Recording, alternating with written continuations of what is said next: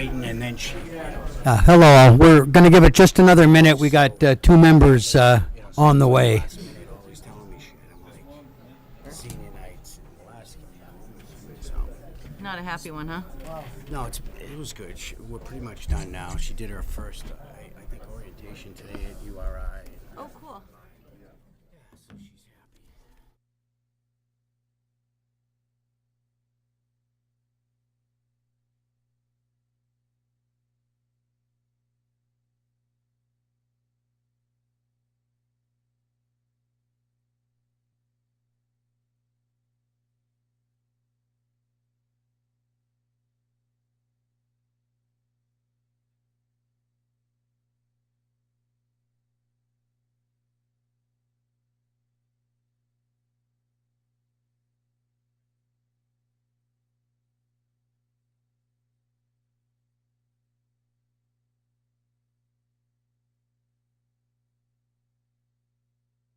That's the first item up, so I could get this going. I wanted her to go to Catholic or something. Little Catholic, yeah. All right, everybody. Good evening. Welcome to the June 22nd, 2022 meeting of the Chelmsford Planning Board. We are also available on Zoom. The information on how to get there is with our agenda. You can get that off the website. Let me point out that this is an in-person meeting. Zoom is offered as a convenience, but if the internet decides to go down in the middle of the meeting, we're not going to stop the meeting. So, with that said, our first agenda item is the Master Plan Implementation Committee. We have one position open on that, and I believe we have two. This is the resident position on there, and I believe we have two people who are interested. If either or both of them would like to get up and say a quick word to us, tell us why you're interested and what you think you could do, by all means, go ahead and do it.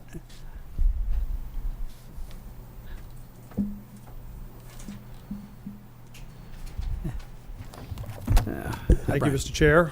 Good evening, members of the board. My name is Brian Strip, and I live at 90 High Street, and I've lived in and around Chelmsford for 52 years. And if you would indulge me for a moment, I'd like to just elaborate a little bit on my background and my history in the town. I moved to Chelmsford. My father brought us to Chelmsford in 1970 in the old stage section of the neighborhood, the last section that was being finished on Country Club Drive. I graduated CHS, class of 74. I worked at Harvey Building Supplies all through high school, which is now Chelmsford Lumber, and for a time afterwards. I owned and operated Chelmsford Paint and Hardware from 1982 to 1986. I hold an unrestricted construction supervisor's license, and for the last 16 years I've been employed as a project manager for an interior modular construction company.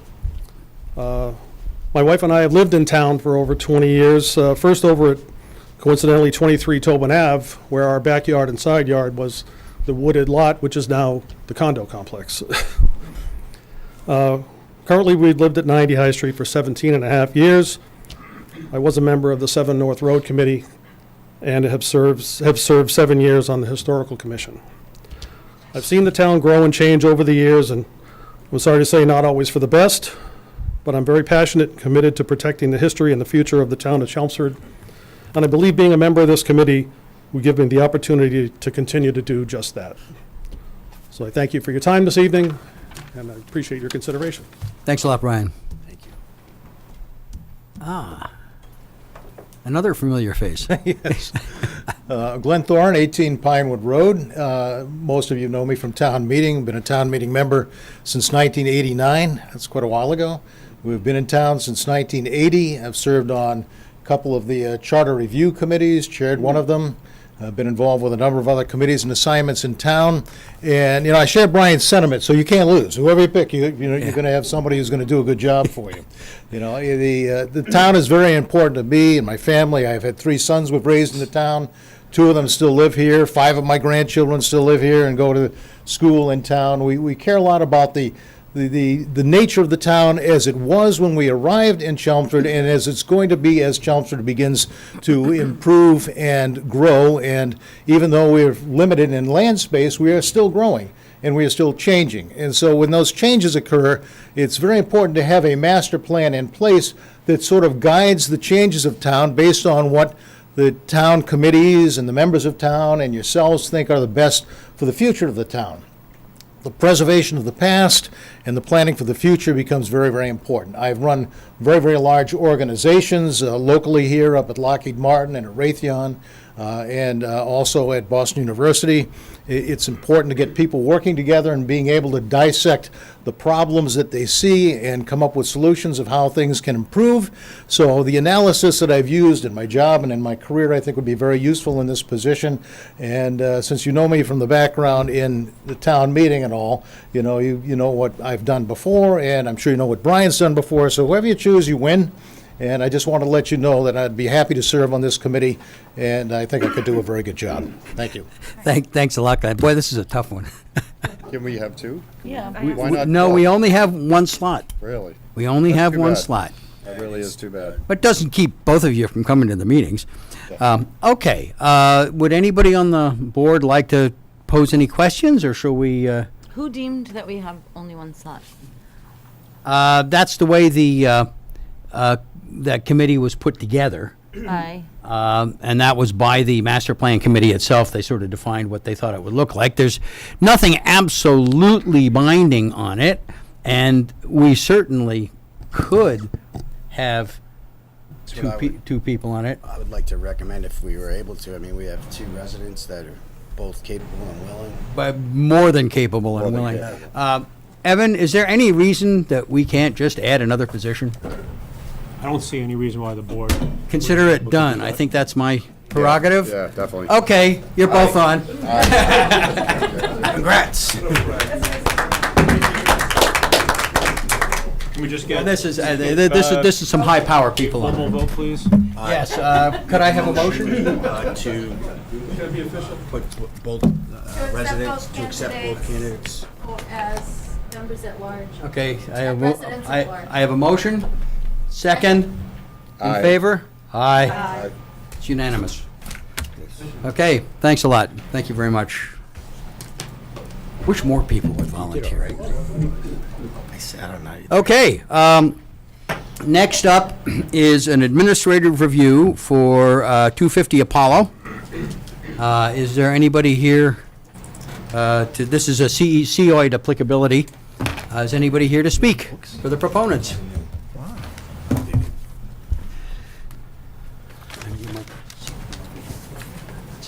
I like the way you folks got things done. That's great. Yeah.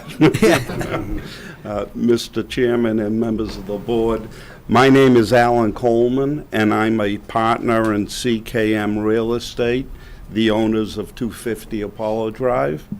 And I want to thank you for welcoming us here tonight and giving us a chance to talk about our plans for our property.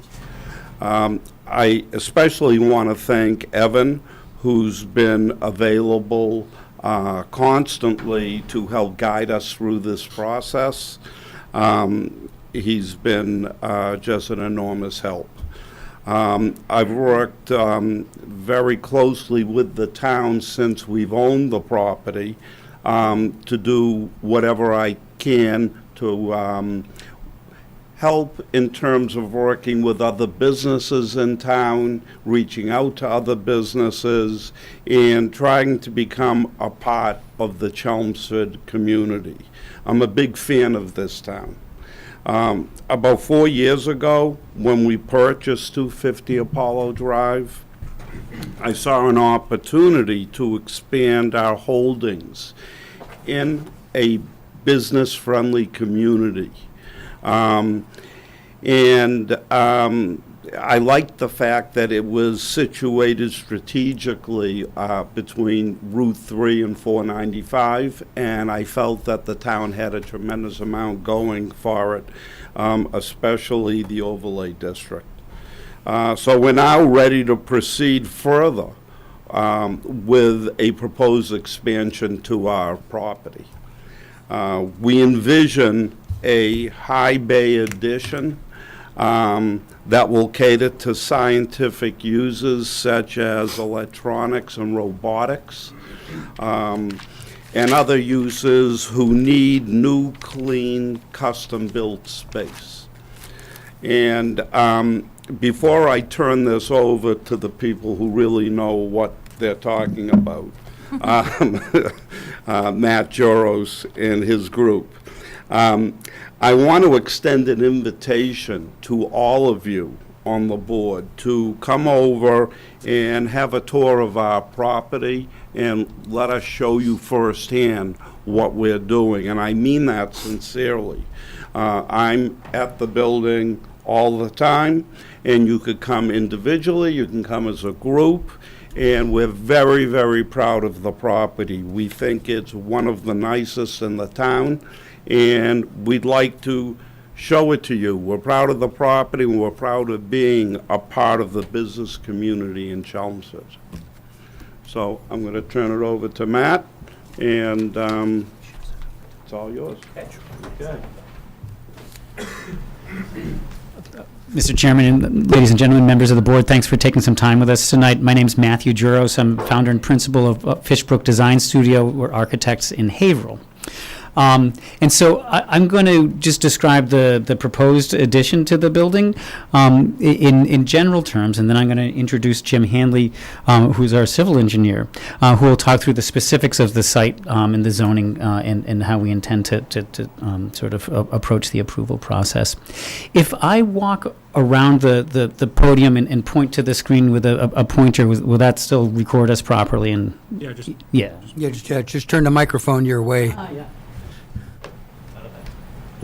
Guys have done this before. Okay. Let's go ahead and go to the one more. Start with the site. Okay. Come into focus here. Okay, and Jim will go through the site plans in more specific detail, but just to get us oriented, Apollo Drive is right along here, and the existing building, 250 Apollo Drive, is that shape right there. The back parking lot is our area of interest here, and we're proposing to build a 34,000 square foot footprint, high bay, light industrial manufacturing building that would attach to the existing 250 Apollo Drive right at the sort of the central core. We would share loading dock facilities here, so the existing loading dock is there, and we expand it and take use of it in our addition, and do the same thing with the trash facilities. Existing transformers over here would remain in place. So we're going to amend the parking lot, and if we, let's see, I think we can go to the next view. Yeah, I think it shows topo here.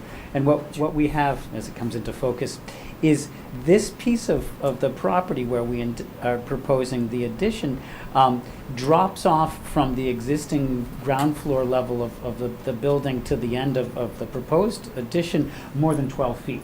And so if we've got a common floor that's common to the existing building, we've really got sort of a walkout on condition in the basement. And so we would have, if we can go ahead and flip to the next plan. Thank you. So lower level, we'll have offices and support functions and so forth. There's an entry lobby at this corner that we envision conference room, toilet room, elevator, and so forth. The majority of this at this level would be unexcavated. And then if we go to the next plan, the real work gets done in the, I think it's a 192 by 180 foot rectangular building, which has got 25 foot a high bay ceiling, a modest core on this side, again loading dock facilities over here, and then access into the existing building, egress and wheelchair access down on that side. So that's the sort of the long and short of what we're proposing. It's a speculative addition to the existing building, and so we're obviously sort of testing the market for tenants and so forth. And this is the building is the building. We think that its function could be flexible for a number of different types of uses. But obviously, as we get closer with tenants, we'll, potentially modify the core and do things that will adjust it to make it more specifically tuned to potential tenants. If we go, I think, one more here. Yeah, so we can see that at the existing building in this area, the site, unadjusted for grading, drops down about 12 feet or so from that ground floor level. And so if we scroll a little bit more, there we go. We see that we've got two levels here, so offices along here and sort of a main exterior entry at that outside corner. And we can keep rolling, and this shows the loading dock on the rear. And again, that entryway, a section that shows that really it's a very simple space. This is high bay, light manufacturing, 25-foot clear ceiling. This will be probably a pre-engineered steel building with a custom cladding. So we'll have windows and exterior cladding, but it has an aesthetic appeal that is deliberate and will work with the balance of the building. So yeah, the very first page shows the shop. Yeah. So the existing building is sort of back over in this area, and here we are in sort of the lower piece of the site where that main entry is. These are windows at the corners that will let light into the manufacturing space. That's it for the basics of the building. I'm going to turn it over to James Hanley, who will take us through the zoning and the civil engineering. Good evening, Jim Hanley, Civil Design Consultants. So Alan and Matt did a pretty good job, I think, of kind of setting the table here, and essentially I'll try to tell you why we're here in front of you tonight. So you have zoning regulation 195-119B, which is to allow for development through the overlay district. And it basically is finding of applicability in preliminary concept plan review and approval. So that's what we're here for you tonight, is to kind of give you this overview to confirm that we're on the right path with what we're doing tonight. And essentially, Planning Board is to determine whether the proposed type, size, and location meet the criteria for the CEIOD project under the zoning regulation. We believe this fits into the commercial or industrial redevelopment project, the CIRP. And you define that in your zoning as the type of project this type of project involves the partial or complete demolition of an existing building and/or parking area and the construction of a new building and/or parking area, which I think we comply with. So just to give you a little bit of background on the existing conditions, I don't know if you can throw my site plan up there, the first of the two site plans. In the architectural sense. Yes, yeah. The site is approximately 11 acres in size. It's a good-sized site. We have 464 feet of frontage on Apollo and 267 feet of frontage on Progress Avenue, which is essentially the cul-de-sac. And it's barely showing up on my sheet there. It's to the far right-hand side, about halfway up the page. We just have that frontage along the cul-de-sac. So to go through the CEIOD criteria, subsection 110 talks about the types of overlay district project. And I mentioned that this is a demo of an existing building and/or parking area and the construction of a new building and/or parking area. So obviously, the project includes the demolition of a parking area and the construction of a new building, a new attached building. So we feel like that satisfies subsection 110. Subsection 111 is applicability. In the first test is it in the right underlying zone, and it is. We're in the, I think it's the light industrial, the AI, so we satisfied that, 111 subsection A. Then in that, further down, you have the eligibility. And it's on a site or building determined by the planning board to be vacant, obsolete, underutilized, and qualifies as one of the CEIOD project types. So we comply with the project type. We're here in front of you tonight to make the case that the site is underutilized, and we think it's a good fit for the overlay zoning. So we believe we satisfy that. just kind of going down through your zoning, the next section talks about whether or not it's a by right project or a special permit. Based on what I read in the regs, it looks like if the project exceeds 20,000 square feet, planning board has the ability to require the special permit. So we believe the special permit is required as the way to move forward. Then it goes on to talk about the relationship with the underlying zoning provisions. What we're proposing complies completely dimensionally with the underlying zoning, with the exception of parking. Currently, what's required is 693 spaces. The site plan that's in front of you has 563 spaces. That's a 19% reduction. Further in your zoning, there's provisions for you to allow a special permit if you have a reduction of less than 25%. So that's something we'll be coming in front of you for if we proceed in this direction. Something to keep in mind with that is that the existing building is largely office. Over the last 2 years, there's just a change about how people are working. A lot more people are working remote, and the parking requirement is something we're really comfortable with based on what we see right now. Subsection F is specific to residential, so that is not applicable.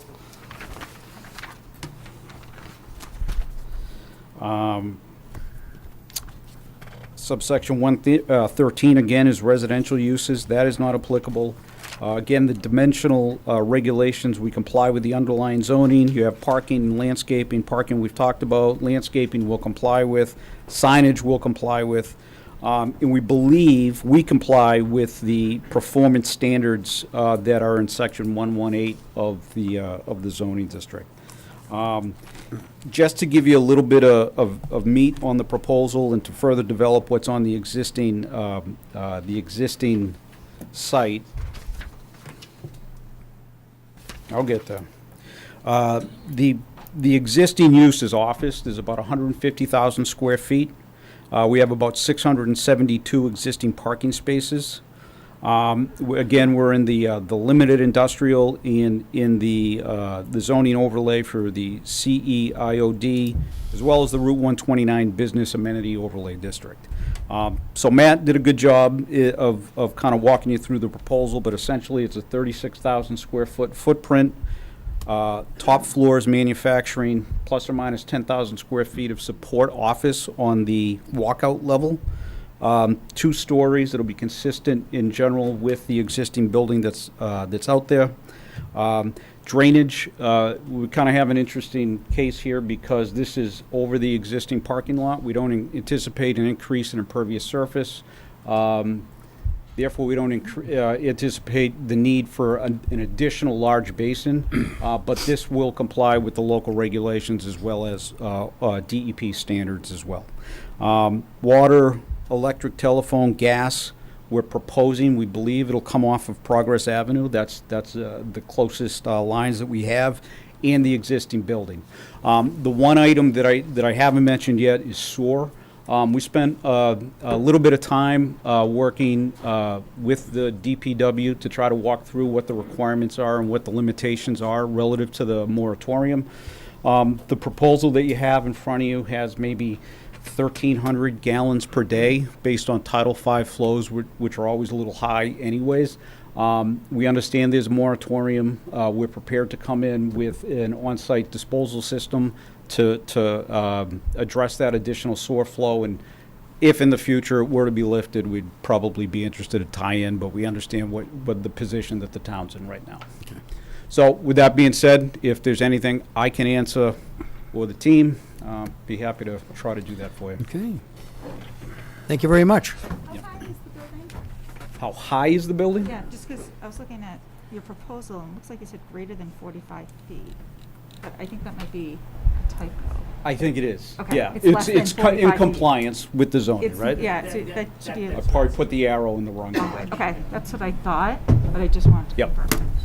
So I'm sorry, what was the answer? How high is it? 37. I think. 37. Well, let's take it around. Anybody have any particular questions? Remember, this is a COID of applicability hearing. I just got a quick question. On the use of the building, are you using this warehouse to support 250 Apollo Drive? Or is this gonna run, are you trying to run a separate building, business out of this? I think I'll let Matt answer that. So the intention is that this would be a different type of use, and so the existing 250 Apollo Drive is a business office Right. building, yeah. And so this is light industrial, light manufacturing. So is it going to support 250 Apollo Drive, or is it separate, independent? We envision it as separate and independent. There's the opportunity to support back and forth, but it really depends on future tenanting. We intend it to be separate. Okay. Okay. It could be, it's a very Yeah. good question. It could end up being in support of 250 if we get it tenanted with somebody that can take advantage of office space in 250 and Yeah. the high bay manufacturing space in the new building. Everybody today that owns office property has to find a way to make their office property relevant. And this is a big challenge. Yeah. So that's what got us thinking about this in the first place. So we're looking at it both ways, and when we go to market, the market will determine. Yeah. Ideally, we would like to get somebody that can use part of 250 and this space. Gotcha. Is 250 right now unoccupied?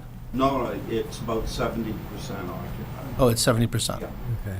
So when you're full at 100%, how many parking spots are you required, or you feel that you would need to run 250? When we, pre-pandemic, when we were full, we never used all the parking. Right. I'm not gonna throw a number at you because I don't know the number. Right. And I don't wanna make up a number, but we never were at total capacity. Yeah. They were never at total capacity when Apollo was in there. There's a Yeah. So lot of parking. the 693 required, going down by 19% to 563 parking spaces, those are just for the addition, is that correct? No, that's for the entire facility. So Okay, currently, there's all right. 693 on site, but again, they don't use all that parking, and we're Yeah. basically eliminating about 100, but adding some use as well. Yeah. Okay. One thought for you, not that it's wildly relevant at this stage of the proceedings, but if you have a spot you could land bank for a Yep. few more, Yep. that might make some very good sense. Yep. And that would simplify things. Yep. So you mentioned frontage on Progress, so would the tenants for that property, would they come in through Pile Drive, Progress Ave? No, I think they'd probably come in through Apollo. Yeah. is- They is would, Where and they'd then- come in, yeah, and head toward the back, take a right around the existing building, and then they'd be back in there. But we have put turning templates on this so that we can make sure we can get vehicles in and around everything. Yep. Including emergency vehicles. Good. And I know this is only applicability, so. Yeah, right. There's a lot of work still to go, but I just, And on the parking, we have looked at that as well, and we think we could probably come up with 40 to 60 additional in a land bank Yeah. type That thing. might make sense. Don't really think we need it, but, Yep. you know, if we can get there with you guys, we'll be able to present that as Okay. well. how many bays are you anticipating, loading bays are you anticipating on the size of this building? There's 3 there now, right? So there's 2 currently, right? And we're gonna add a 3rd. Yep, So So this you're only so, adding one? correct. so this is sort of adapted to what you call high-tech, low-volume manufacturing. Yeah, I get the idea. Very good. Any other questions on the board? Oh, Ann? Yeah, I don't have a question, but I do have a comment. It's just to watch your applications in that light manufacturing is permitted, heavy manufacturing isn't. And one of the substantial differences is the presence of large volumes of highly flammable, toxic material and explosive materials in your facility. So, as you look for tenants, just be aware. Okay. I don't know, why is this? Yeah. Yeah. Yep. Yeah. Yeah. This sounds to me like it's a perfect fit for Seoid in pretty much all Yeah. characteristics. I don't know if the board feels we need to have, for the applicability stage of this, need to have additional discussion. If not, we could simply take it to a vote. I'm all set with applicability. Yeah, I'm I'm set. good with the applicability. Okay, got a motion to Approve. find applicability under Seoid. Yep. I have a second. Second. Got a second from Nan. Is this something where you think we might want to write up a somewhat formal decision? Yeah. Okay, so we'll do it our usual process, approve it, and then we'll Yeah. wordsmith it in the next meeting. Okay, I have a motion and a second to approve this for Seoid. All in favor? Aye. Right. You got it. Thank you. Thank you. So much. Good luck. Thank you very much.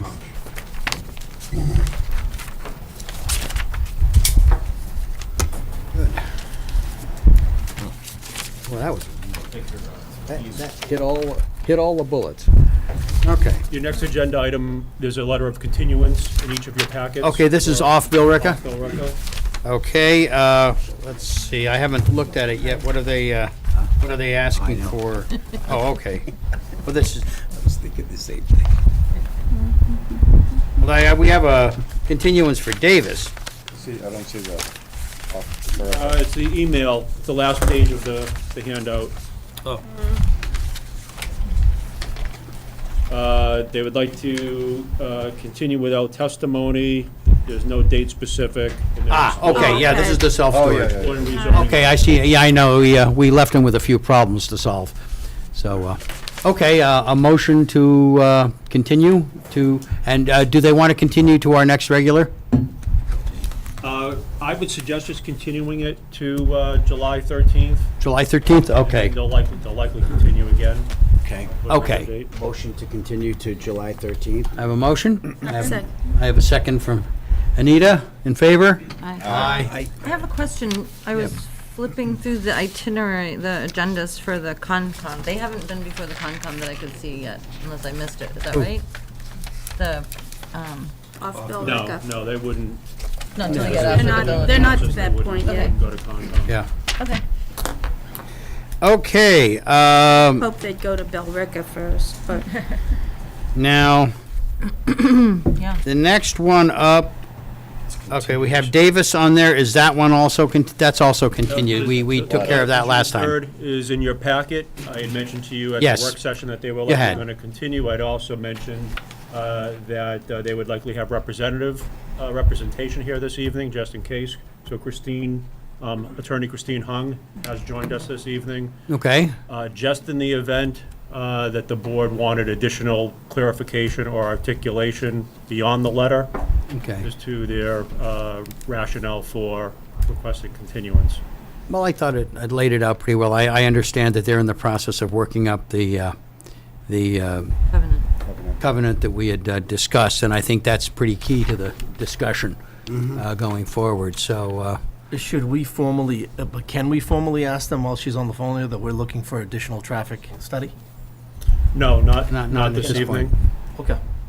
Just wanted to clarify. Yeah, that would be, When it's It'd open. have well, we to have, be in- well, let's it'd see have what, to be let's see in what, an and active and it's session. going to depend very much on what And they this is in present, a continuance. and whether that's even necessary. Okay. I'll take accept a motion to continue. Motion to continue until, is it 13th, I think, that's also on the 13th. Second. Second by Nan, in favor? Aye. Okay, thank you. ripping right along, thank you very much. Next one up is going to be a new public hearing for 150, 152 Dalton Road. Is there somebody here on this one? Yes. How you doing? Pretty good, how are you? My name's David Levine, I'm the contractor. Yep. For the owner, this is the owner, Luke Fragier. Hey, how are you Hello? guys? All new at this, so. Oh, that's okay. Fire away. Just tell us what the project actually is. We have material in the file here that I think we've probably all read, but maybe you can describe to us in a little more detail. Yeah, there's a bunch of outbuildings that are kind of dilapidated. Yeah, I saw and, that. We want to remove them and then replace it with a metal building that's going to be, the whole thing now. Okay. So I understand this is RB zoned currently? Yes. What would the use be of this building? Would it be consistent with RB? I mean, it's his business, so. We have 3 registered businesses there, one of which is my landscaping company. Okay, so is this, it being RB then, I presume these are pre-existing? The buildings? No, the business. use. The The businesses. business, yes. We've been registered and permitted there since we moved in like 3.5 years ago. Okay. Evan, Yeah, I'm listening. does this have a So- variance for business use? So it's not clear to me if there has been a special permit issued for home occupation. My suggestion is you can attempt to get more information from the applicant. If you choose not to, it's similar to any other planning board decision where there are by right home occupations and then there are special permit home occupations. Yeah. This is an expansion of a business. Right. Again, I don't know exactly what 3 certificates they have. Let's assume they don't have any special permits for home occupations. As soon as they exceed or cross the threshold into the special permit home occupation, and they do not have that special permit in hand, they would be in violation.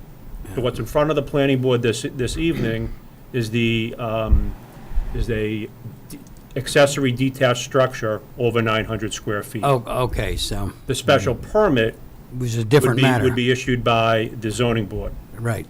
So in my initial engagements with this project, I had informed them of this.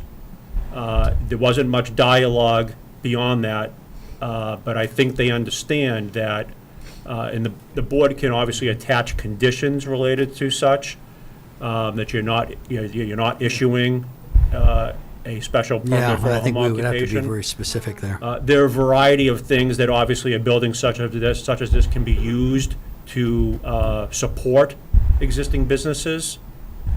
And it's also finally not clear to me to what extent the existing business may or may not comply with the by right provisions. Okay. Again, there's a whole analysis that needs to be done. How long has it been in place?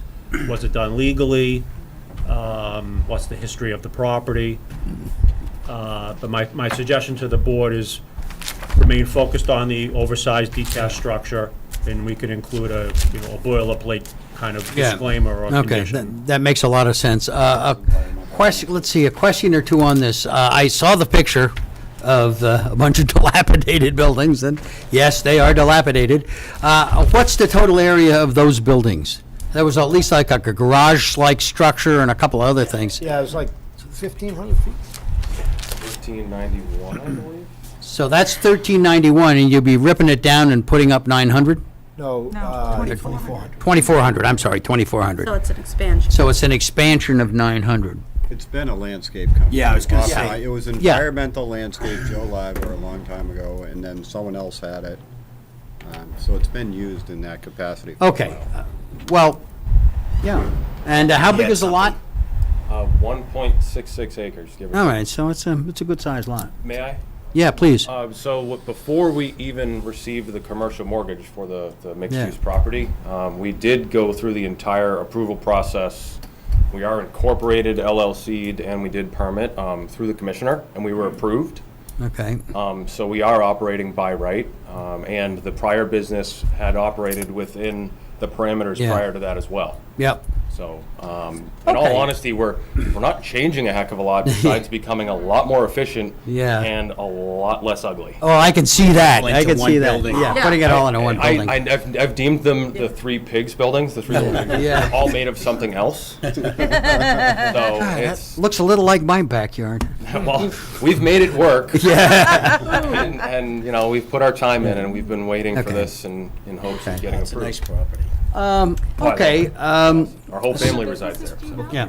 I'm sorry? You said So you have f- two other businesses, what are they? So Dalton LLC is the business we created to purchase the property. That's technically the owner, Yeah.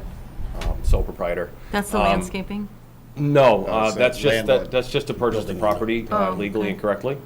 Fougere Landscaping, Inc. is the business that I created 15-plus years ago that we moved there as well. And then Fougere Landscape Supply is a much smaller company, but that's how we get our wholesale accounts. Okay. Will you be utilizing that store out front selling stuff too, or?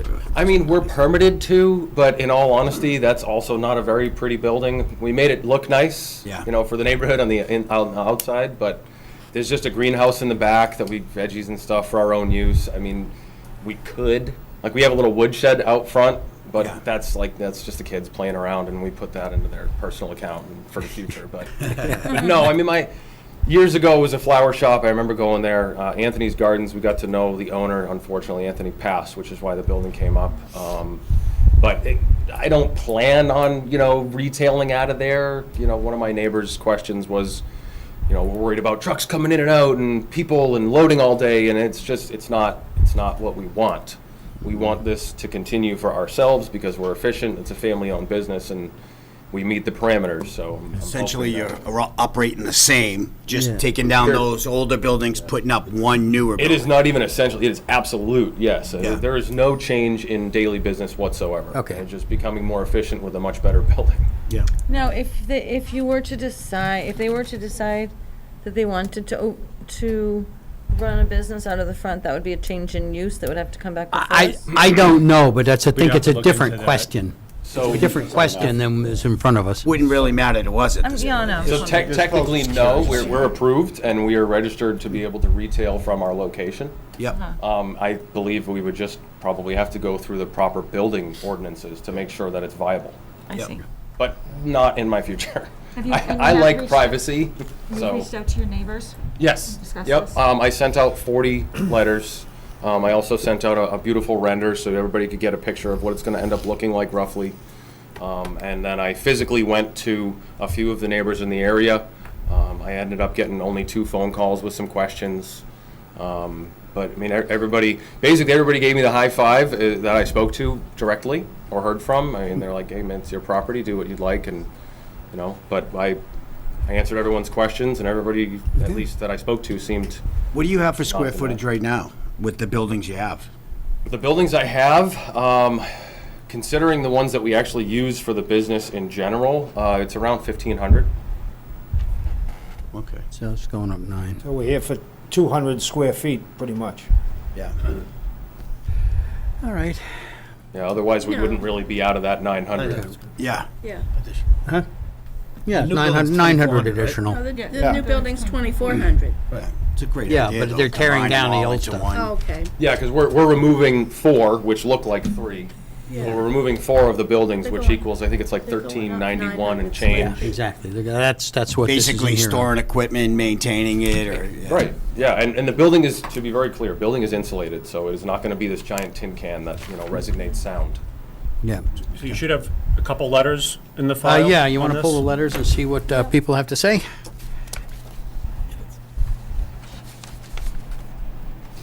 All right, here we go.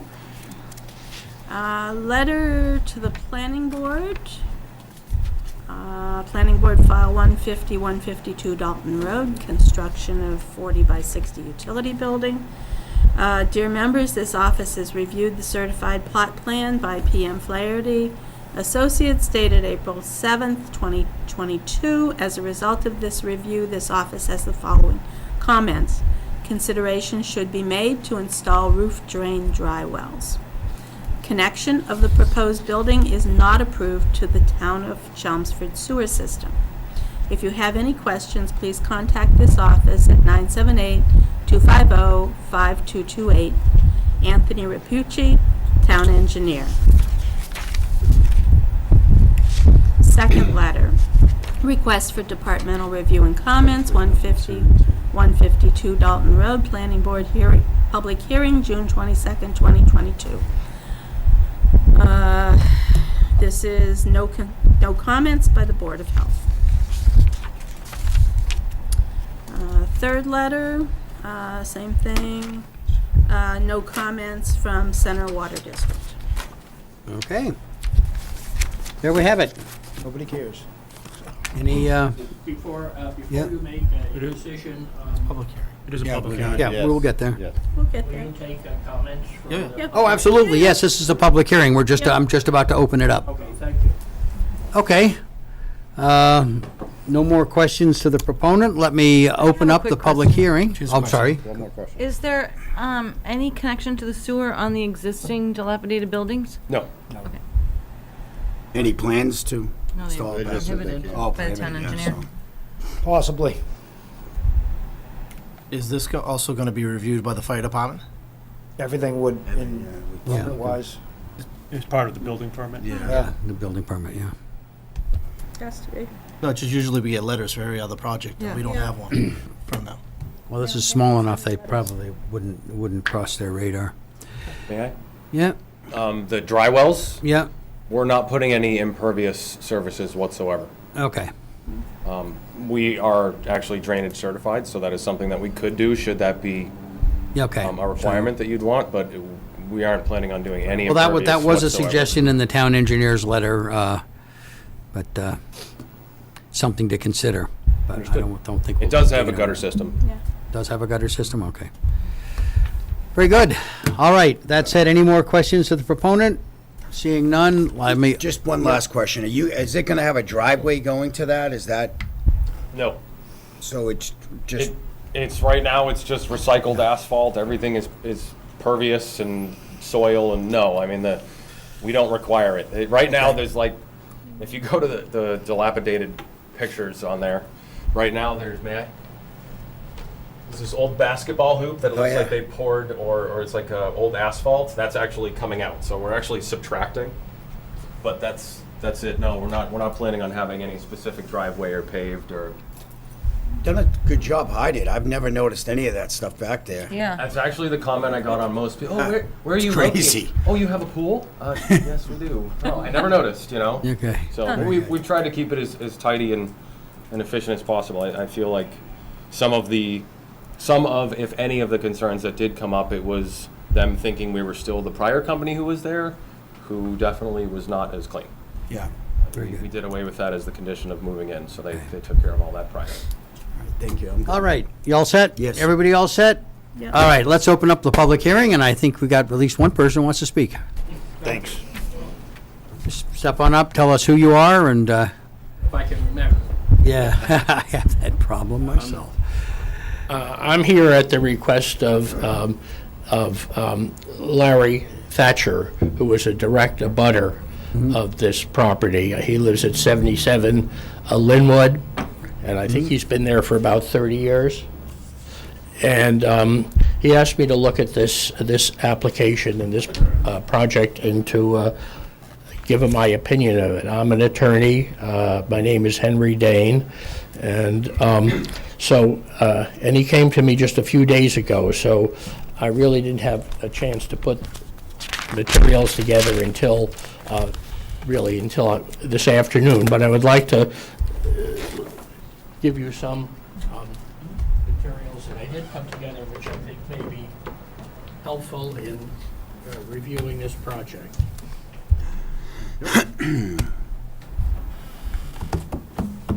Thank you. I watched you. Thank you, sir. On video, so I knew how many of you there were. Thank you. I wasn't intimidated. Okay. So, No, we're easy. let me, I can share. I think I have another one I can give you Okay. for the record, but I'll need to refer to it myself. I was gonna say, we can share one. So I can remember what I have to say. Here you go. Did you have a copy for me? Let's see if we have any more copies. If you would. This is great. There we go. Thank you so much.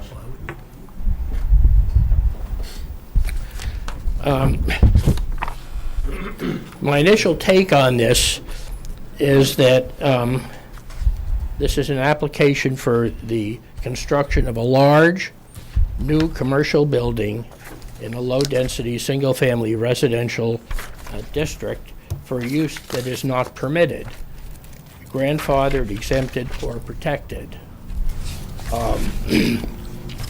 The application itself, which the building inspector determined required a special permit because of the size of the new structure, which is actually a total of 3,360 square feet, including the shed that's attached to the 40 by 60 enclosed building, which is 3 or 4 times the existing building size.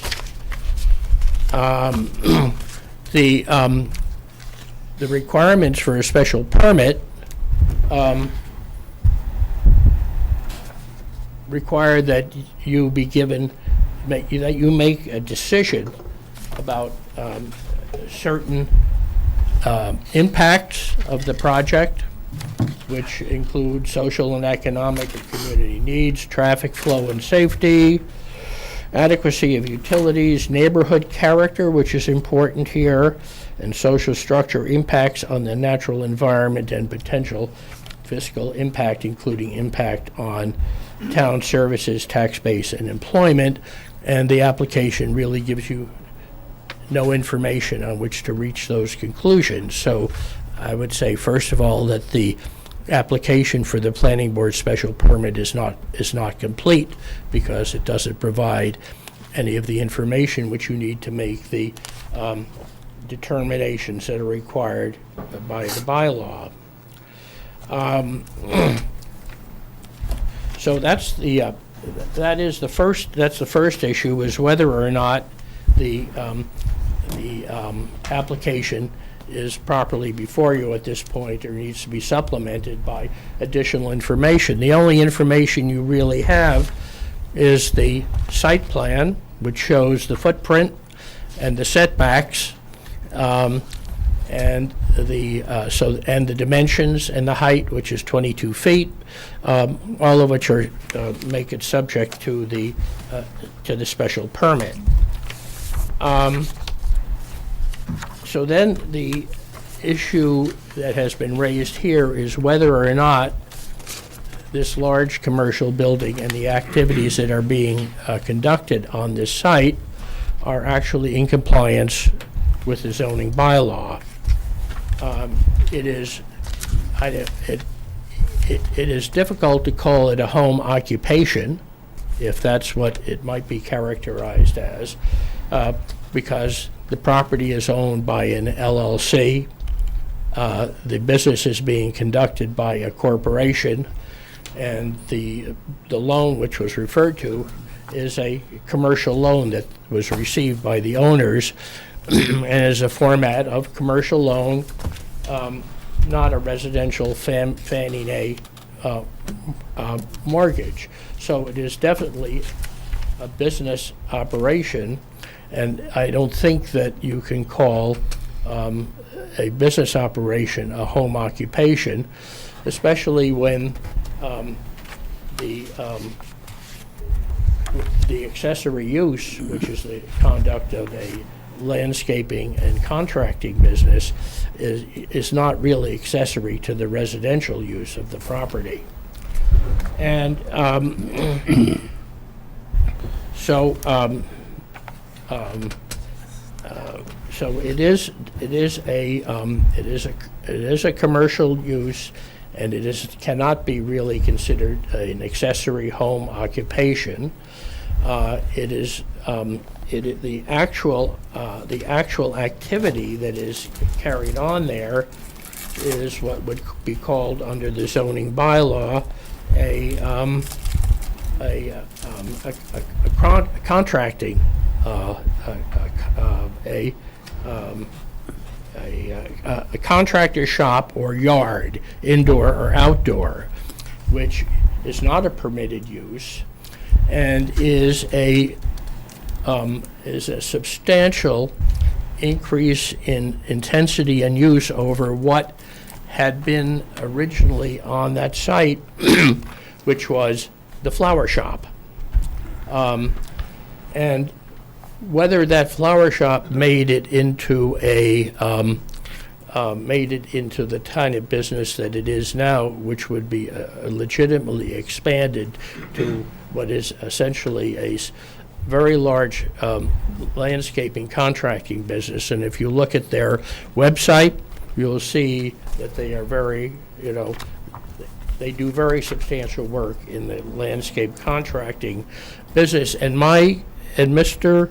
Thatcher's concern here is that the construction of a substantially larger facility on the site will lead inevitably to an expansion of the business that's being conducted there, with more traffic, more trucks, more noise, and more activity on the site. The original business on that site, which was back in the 50s, the Bennett's florist shop, was actually probably not an accessory use or it may have been a permitted use because it was a non-exempt agriculture or horticultural use. It might have qualified, but you'll see in the papers that I've given you, actually the Board of Appeals in 1955 actually issued they called it permission, but it was an action of the Board of Appeals that was filed with the town clerk, which said that Bennett could construct a shop, given whatever the dimensions were, 26 by 16 feet, attached to the greenhouse. And the fact that it was permitted by a special permit means that it was not a non-conforming use. It was a permitted use under a special permit. And if it was a permitted use and not a non-conforming use, there's no opportunity to change, alter, or expand a prior existing non-conforming use because it was conforming. And so the only thing that is permitted there on that site is what the Board of Appeals in 1955 permitted to take place on that site. Interestingly enough, in the 80s, Bennett came back and asked to expand that use to include lawn care, a lawn care operation, and the building inspector turned him down, said you can't expand it. So not only was it not a non-conforming use, it was permitted, and then the attempt was made to expand it, and now obviously the intention is to continue a further expansion of the activities that are going on this property, which is in the midst of a residential district. And I have given you documentation with regard to many of the observations that I've made about how this is really a very commercial operation is being conducted in a residential zone. But also, if you look at the photographs that were taken, you'll see that there are numerous commercial vehicles, construction vehicles, trucks, trailers, plows on the site, and then piles and piles of construction material that makes it look like what it is, which is a contractor's yard, and which is not a permitted use. And I think by any stretch of the imagination, you can't get there from the Bennett's Flower Shop. I don't know if Mr. Thatcher would like to say a few words about what his impact, the impact of this activity on his property and his life.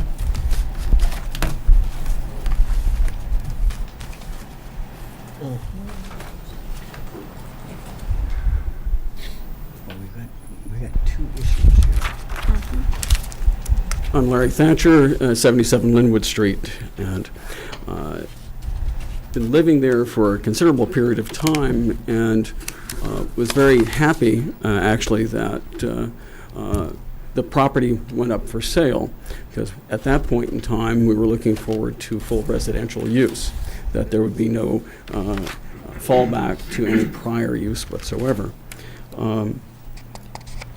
When Mr. Fougere moved in, he obtained a letter from the building inspector, which said that he had a by right use of the property.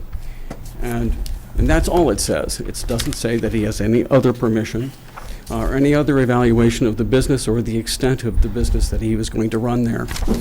He says it's a landscaping business, but it's really a contractor's yard. Much more extensive than just running his business out of there.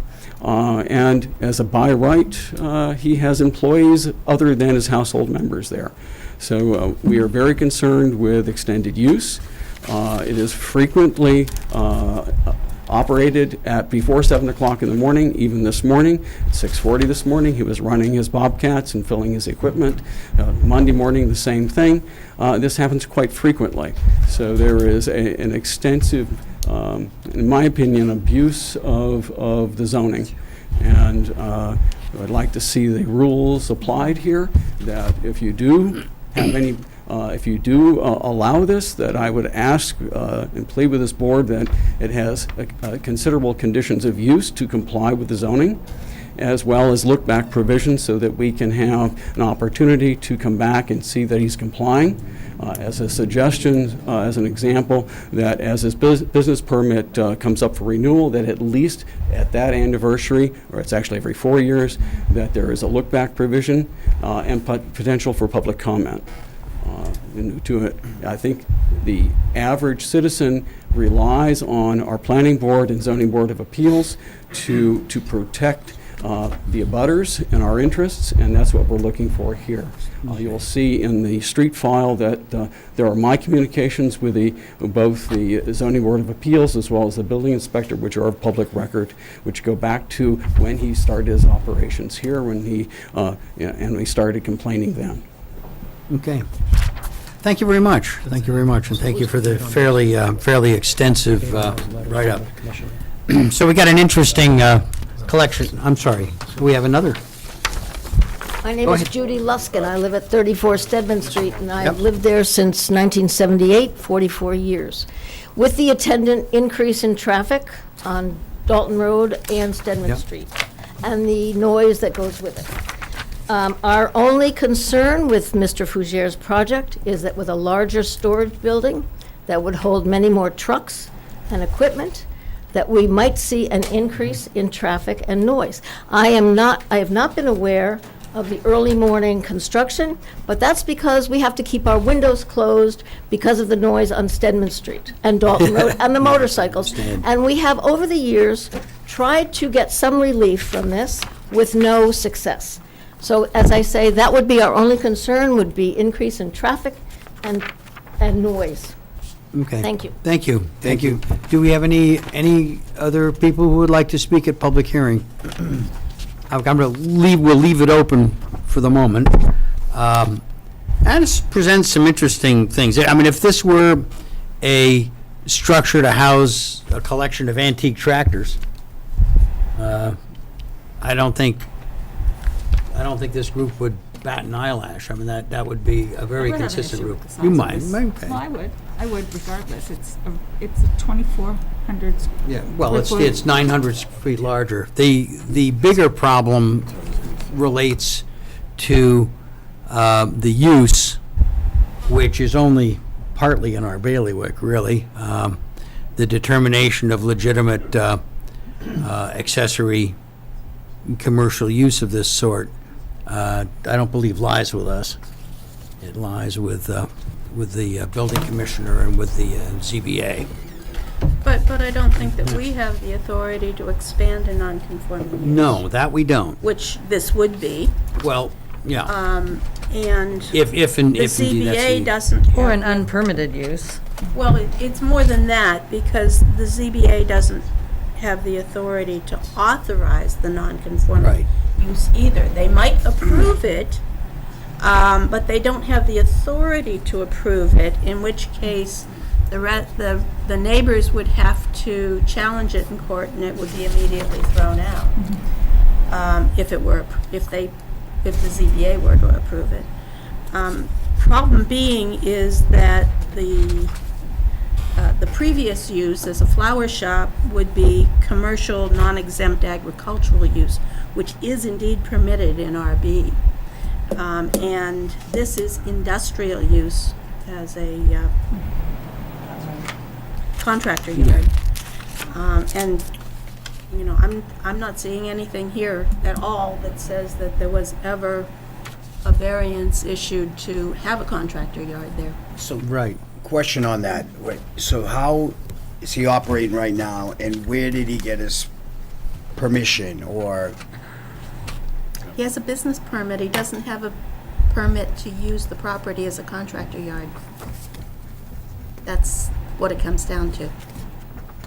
Plus, there's testimony that's been given that Right. suggests that there's recent letters. Yeah. I don't I have don't a see packet them in in the front of packet. Oh, me. they're from the 80s. So, These are old letters. was there in fact a letter from a commissioner saying that he has a by right use? And what's the And I would, date? I would want to see that. So it's not in the packet? Absolutely, there was, yes. That's the only reason that we're there in the first place. Mentioning vehicles and traffic, all of our permits suggest exactly how many vehicles we have. In fact, we're currently under that. Can I ask you a question? So Where these did you buildings. get May I? the permit Yeah, do you from? mind if I want to see it? So you're talking about taking down these three buildings. Will this stuff, And this. so you're talking this? And we're actually lessening the quote-unquote contractor's yard to take over more private yard, because we've got a family that So, we're developing. yeah, So, this would be more the Yeah, private? exactly. So we're actually eliminating. What about all this stuff All that up here? material ends up in the That stays building? outside, and then the new building is next to it? Is that what your correct, plan exactly. is? Right, and in all honesty, because of the pandemic, we've overstocked on purpose so that we can continue operating. In the norm, we wouldn't have so many pallets out there, but we've had to in order to actually function. Okay, I just was curious if Yeah, I if mean, you guys want to see So the. we were put through almost 2 months He's of the talking about process 1, with 2, the 3, prior 4. town commissioner. And So, we've you have done paperwork on everything that? that they've asked of. We have inspections. When we talk. He's town come on site. commissioner, Who we talking? The Got it, building thank you. commissioner? Is there a paper trail? I don't know which Yes, one. It's yeah, not clear to me how absolutely. long I can- ago Who this approved I don't have took this place. on me, but. It's not a So again, the only thing that's in front of the board is the oversized structure. Yep. Okay, and you can view it that way if you want. However, because testimony's been introduced and there seems Right. to be some questions, you could also basically try to attempt to continue, ideally with the agreement of the applicant. And then I would suggest that you direct the applicant to reconvene with the current commissioner Yeah. and have Get us a new paper letter, trail. a new letter issued from the commissioner that clarifies or reconfirms the zoning status of this property. Right. And what's This is authorized. this is where I'm going. I But at the- think at we the need to end- have a better At the end statement. of the day, if you choose not to do that, or you attempt to do that, whether you approve, or if you choose to approve this, you're not approving anything related to the use of that structure. Well, I think it behooves us to get clarification from our organization, from the Yeah, I would building agree. commissioner, so that we have a clear picture of what the situation is. Can I just here. ask a couple of questions of him? Yeah, go ahead. So where did you come up with that size? Basically, we took all the sizes that we currently have. I hired a surveyor to plot everything, and this is the building we came up with that keeps us under the constraints and the parameters. Because what's it, 900 square feet? More Overall, than what you have right now. correct. Overall, the interior building is 40 by 60. The shed, which is actually just an overhang, is just to keep machines out of the weather. Okay, and then they were talking about, I'm just trying to get some stuff out there, so the parking with your trucks, so you're thinking about putting your commercial trucks inside this garage? Or no, they would be outside? We've got almost 2 acres. We've got plenty of room. I fundamentally have an issue with the size of the building. Yeah, Right, it's that's- the size of a house. Whether it's being used for landscaping or whatever, it's the size of a house. Yeah, I think at And the end it's- of the day, and I it's was a just trying to nice figure out neighborhood. what, how he came up with that size, like he needed it for equipment, or... I get it, but it's like, it's whether we're putting a shed or a house, I mean, it's the size of a house. And granted, it's 1.6 acres, but it's still, that's, to me, it's a fundamental question. And I'm not there yet. It meets any and all constraints and boundaries. In Well- fact, it exceeds. So I understand the fundamentals of that, but if we're following rights I and think there's an laws, opportunity then we here definitely for- need. for- We need to have a better understanding of what is currently allowed. I think the statement that this is by right stretches some of the bylaw in a few spaces. So I think we're going to need to see a definitive statement from, at least from the building commissioner, that says, that gives us perhaps a little bit more history. I think probably continuing this for the purpose of investigating that would make some sense. What are our time constraints? You have plenty of time. We could go at least one more meeting without Yeah, July getting a 13th would be the next regular meeting. Okay, during that time, I'd suggest that for the proponent to gather up the information. We need to see somebody granting or All stating been that. done the- in-house, so the Yep. prior commissioner. Well, we need to see it. We don't have it here. Yeah. We don't have it. So, I can work with the applicant, schedule a meeting with the yeah, I think commissioner, that's the best way to hold the go. file, hopefully there's a written memos. And then we can of determine by what it right means. to what? Is it to the previous agricultural use? Is it something else? Yeah, I'd like to I see have no how idea. industrial use becomes. Yeah, and by it right, may, I'm half suspecting that we're missing a ZBA ruling in the middle of this somewhere. Very well could be. Very well could be. We'll review the file. At That'd the be end of great. the day, what do you consider this, your business? It's a landscape business? Oh, yeah. So is it zoned to have landscape? No, you No, said- it's not currently zoned. The only way that a landscape yard could go in there prohibited. no. The only way it could go in there would be if it was a prior non-conforming kind of use that somehow was allowed at the time that it went in. And we don't know that. We haven't got that information. We need to get it. Anthony's Gardens was the Yeah. exact same company we are now. Yeah, and we'll They were have to look at their record as to be well there to doing what they were doing. understand what it is. I that do they have did. a picture of what the place looked like Well, prior that's to us okay. Well, moving in. I think we need more of a paper trail here than the pictures. I'm back to Tim's question. I still, maybe I'm just being obtuse, but 2,400 feet, you're not going to put the trucks in there, Plus 600 or so. plus 600 Yeah. of the shed. You're not going to put the trucks in there, you're not going to put the I mean, pallets in there. So what are you going to have in there? I could. Well, I mean, what is it for? It's a residential business, so I mean, it could be a hobby shop, it could be for a mezzanine, it could be for a future office, it could be. Well, I know, I guess at the end of the day, you might know what you're doing, but we have no clue, so Sure. we're just trying to get Oh, no, I totally. information out I'm of it. in no way, shape, or form arguing, I just assumed, silly me, I assumed that all the paperwork, would have. Yeah, it made its doesn't way here, transfer. Unfortunately not. Okay. but I well, don't know the process. so- I think we've put together a process here that makes some sense. I would suggest we continue this, we find out what we can find out from the record and see what the situation actually is. And then then reconvene and discuss it based on additional information that we Yeah, get. I just would like to say one thing. I would like the applicant to try to work with the neighbors. Yeah. I've seen this get resolved, that if you talk to the neighbors and people who, no one likes change, and I understand that. Sure. And I think some of the neighbors understand that. But I think this could go down a path where it's not so adversarial. Yeah. You guys all live there. It's a nice neighborhood. I think you want it to stay a nice neighborhood. That's why I want to You're- pretty it up. Right, you have a young family, so I think if you walked away and took the next couple of weeks and, sat down at a kitchen table, kind of go, how big, what would, what would make you comfortable, what not, make this whole situation kind of evolve better. It's a great idea. I Even think that's set great. hours of I think operation. you're absolutely spot Yeah, on. hours of operation. Hours of operation to make them happy. And I've mean, started period. there as well. I spoke to the majority of those who were willing to speak to me. I sent a letter out that said, any questions, comments, concerns, here's my phone number, please, I'm your neighbor. Yeah. And this is the first I've heard of any of the, actual concerns. So everybody else was like, hey man, high five, we love you, thank you so much for putting my fence up, thanks for helping me with this, thanks for helping me with that.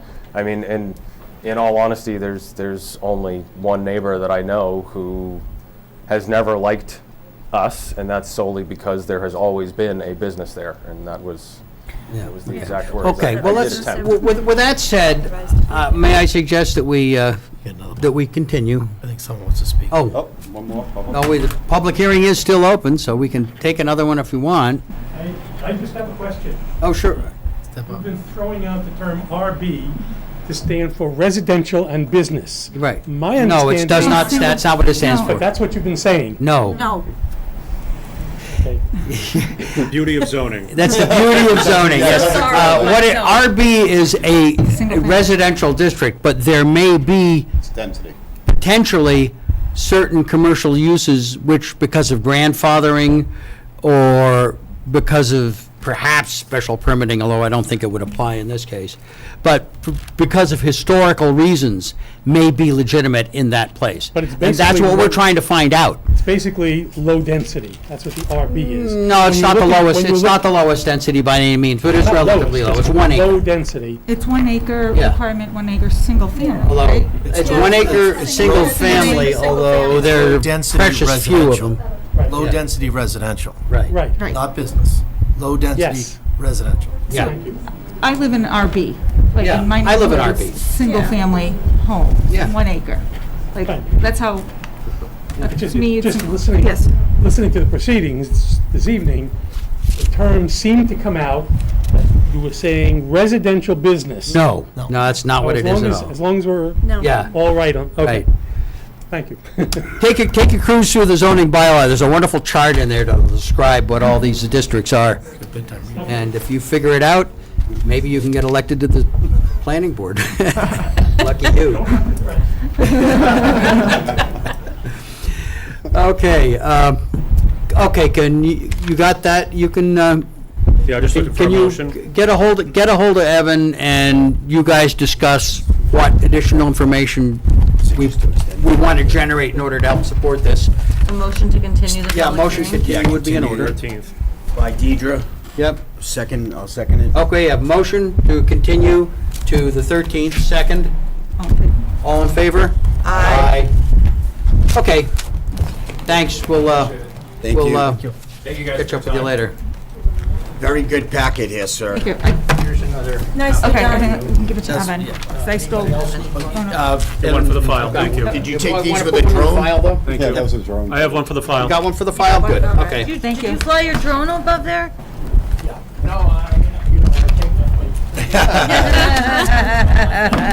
This is an interesting one. 13's gonna be. It's gonna be a good one. Yeah. Okay, thank you very much, everybody. One more item on the agenda is 270 Billrica Road.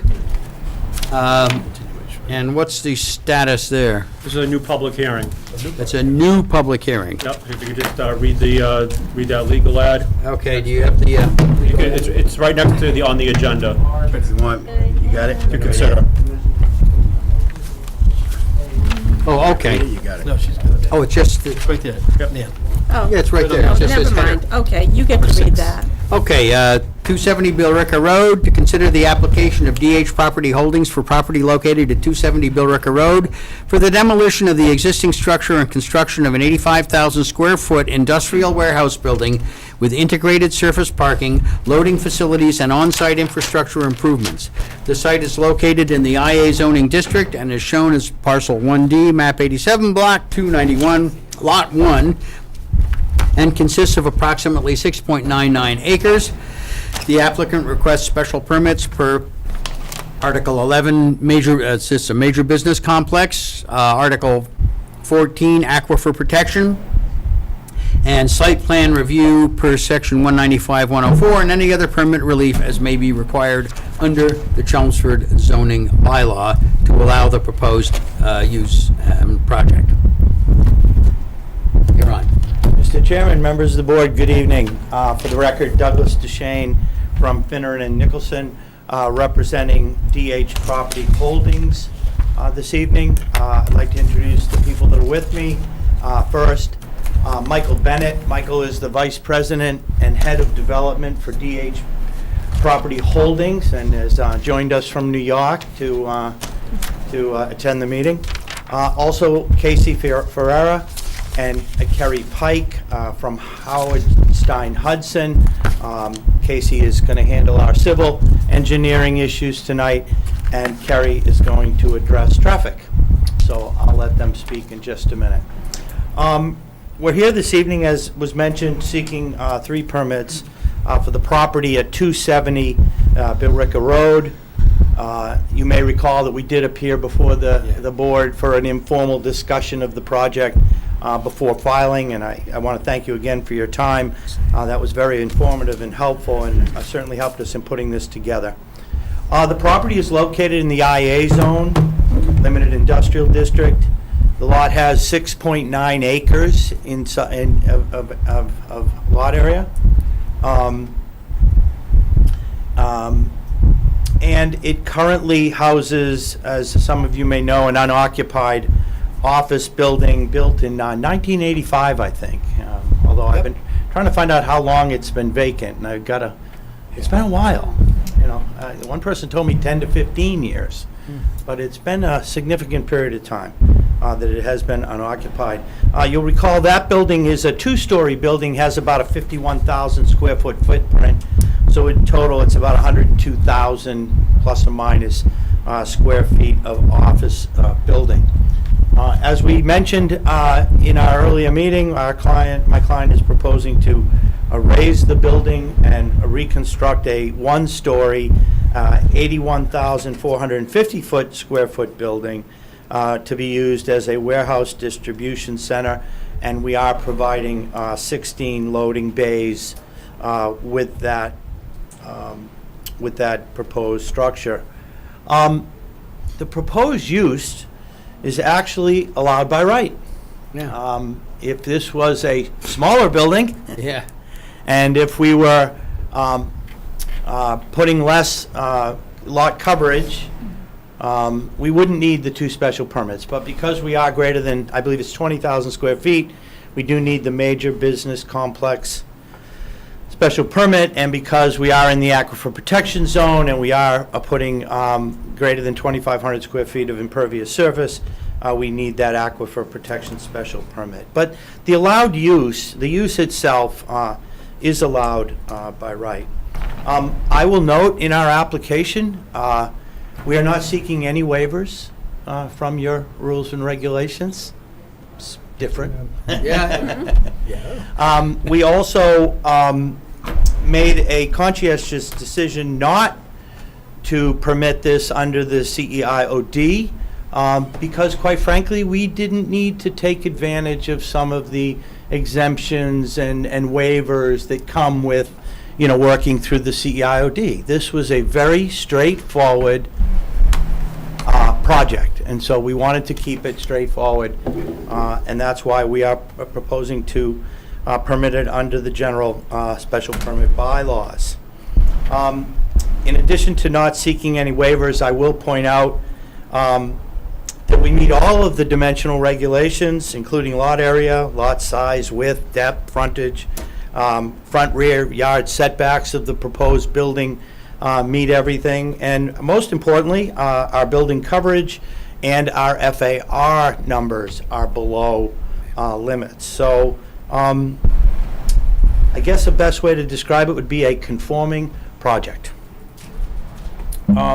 Just one note I had here, I did want to mention that we do need to appear before the Conservation Commission. Some of the work we're proposing will be within 100 feet of a bordering vegetated wetland to the west of the site. So that's in process as well, but we certainly wanted to get underway with the Planning Board before filing. But we will be appearing before your Conservation Commission, and I will tell you that we are proposing to meet all of their setbacks and regulations as well. So again, a conforming project.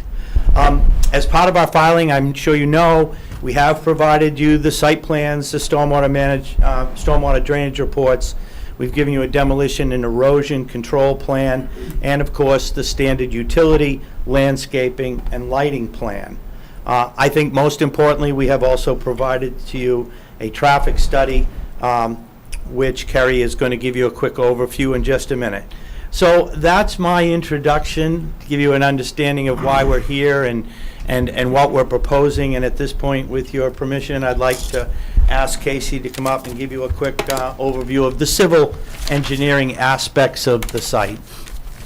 Casey? Good evening. I'm Casey Farrow with Howard Stein Hudson. I'd like to give Evan just a minute to pull up the presentation here. Oh, it's E, right? I think so, yeah, it should be that top one. I'm not able to open that. It's that one right there.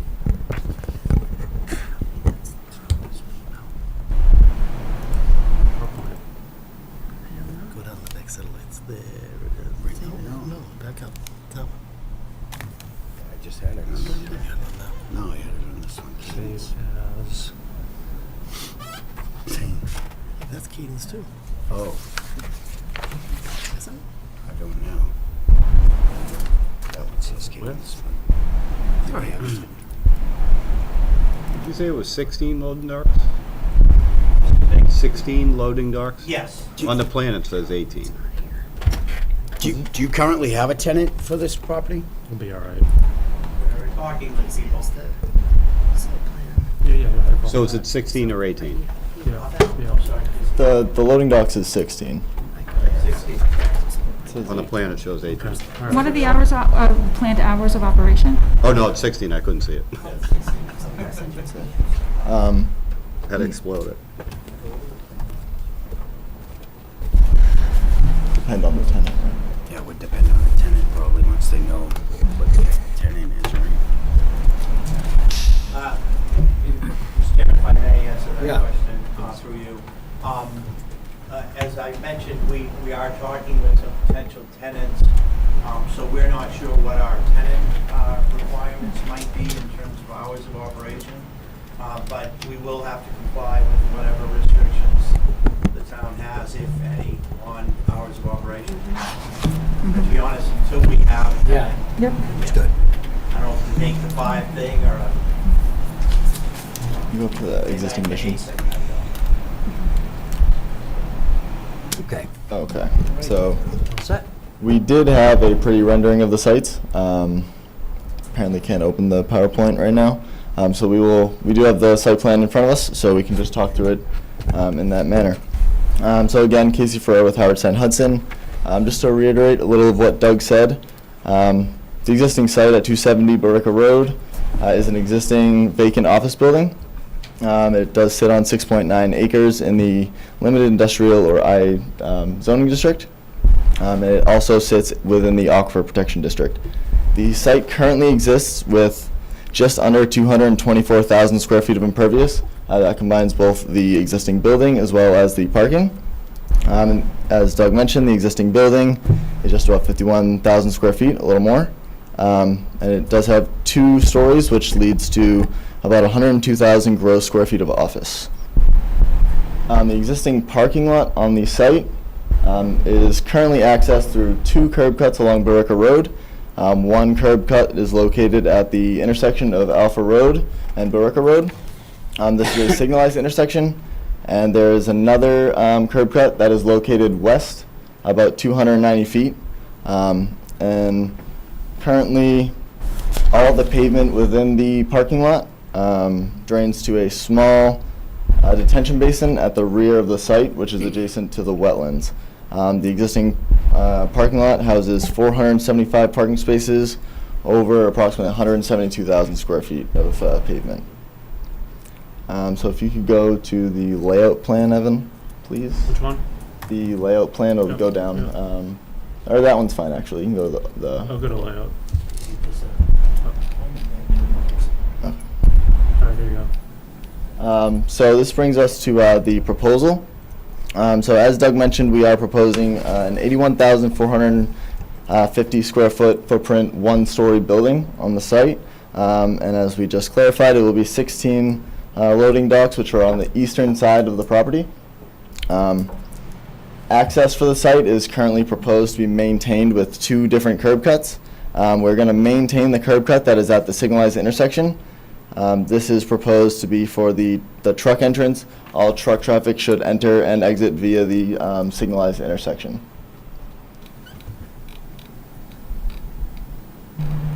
Just looking for a cleaner version. If you went up to the top one that was right above the existing, it's an overall plan. So it shows a little bit of everything. Yeah, this one. So you'll see just on the bottom right of the building, that is the eastern side of the building. The curb cut right at the bottom there is going to be access for trucks. That's going to be the only truck entrance and exit, and that is at the signalized intersection of Alpha. Approximately 300 feet to the west is a separate curb cut, and this one's going to be specifically for vehicular traffic, all the passenger cars for the building. There's a separate parking lot on the western side that'll solely service the building occupants, the passenger vehicles that'll be going to and from the building.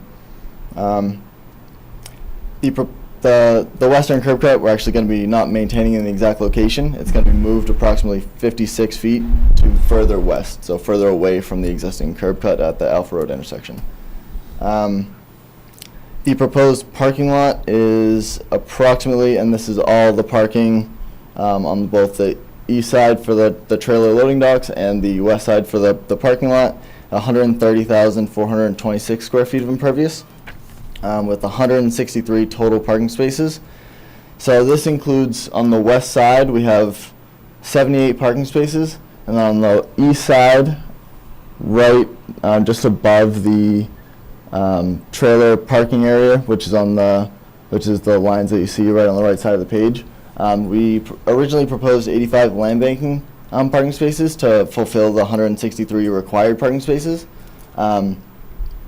Due to the fact that the drainage is designed and will have to be built to essentially handle all that additional impervious, we believe we're actually just going to go through and construct these additional 85 parking spaces. So on the next iteration that you guys see, the next revision, these parking spaces will no longer be labeled land banking, they'll be labeled to be constructed. So as far as drainage on the site, I'm sorry, can you back up? Where are the parking spaces that were going to be land banked that are now going to be constructed? so right in this area, we had Okay. land banked 85 parking spaces. We're actually going to construct those. Thank you. I forgot I had the pointer. Where are the loading docks on this? So the loading docks are right on the east side of the site, right on this side of the building. That's a concrete There's pad. a concrete pad along the whole length of the loading dock. So you can see them from the street, or? We're going to have, and there's a landscaping plan, there's going to be significant landscaping along the frontage and along this trailer parking spot over here, Where's the trailer parking spot? right here. Those long slots. What's that? Yes, those long slots. Those are long slots. I believe they're 55 by 12. It says it on the plan. So moving through to the drainage. So because the site is previously developed, we are proposing site drainage under redevelopment standards. The existing site has 223,822 square foot of existing impervious. And the proposed impervious is down to 211,876 square feet, which is an 11,946 square foot reduction, which shrinks the overall footprint of the on-site development. Through the Chelmsford redevelopment standards, the drainage bylaws, we do meet the 50% total phosphorus removal, and we also meet the 80% total suspended solids removal requirements for both the parking lot and the building. And just a little bit of the drainage on the western parking side, we drain to some treatment facilities, which then goes to a subsurface infiltration system. On the rear of the site, which you might be able to see. You have a Is that question? Sure. calculating, making that into parking now, or you have to recalculate it? What's that? You're gonna be, the area you had land banked? That all of those numbers include the area that is land banked as impervious, correct. So all the drainage was designed as if the land bank was going to be built anyway. So all the drainage that is proposed is going to be able to handle and meet all standards with the land bank parking. The rear of the site, you'll see an access that goes behind the building. This is a fire access required for the fire department. That is going to be directed towards a treatment facility and discharged. And then this eastern parking lot that has the loading dock as well as the land bank spaces, those will all be handled by catch basins to a subsurface infiltration system, which will outlet again to the wetlands. And the roof as well will also be directed to a separate infiltration facility, which likewise will outlet to the wetlands.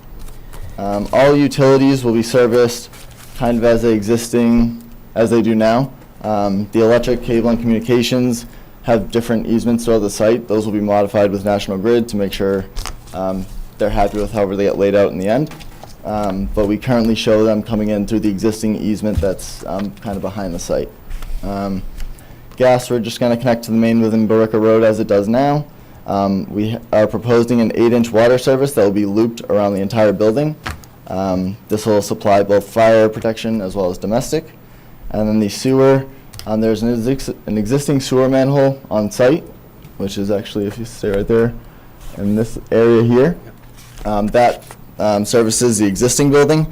We're going to maintain the connection from the site to the road, provided that it's in good condition, and just connect from our building to the sewer manhole. As far as the sewer goes, DPW did ask that we provide a Title V analysis on the flows. So it's a pre-development office at just under 103,000 square feet. According to Title V, would produce 7,709 gallons per day.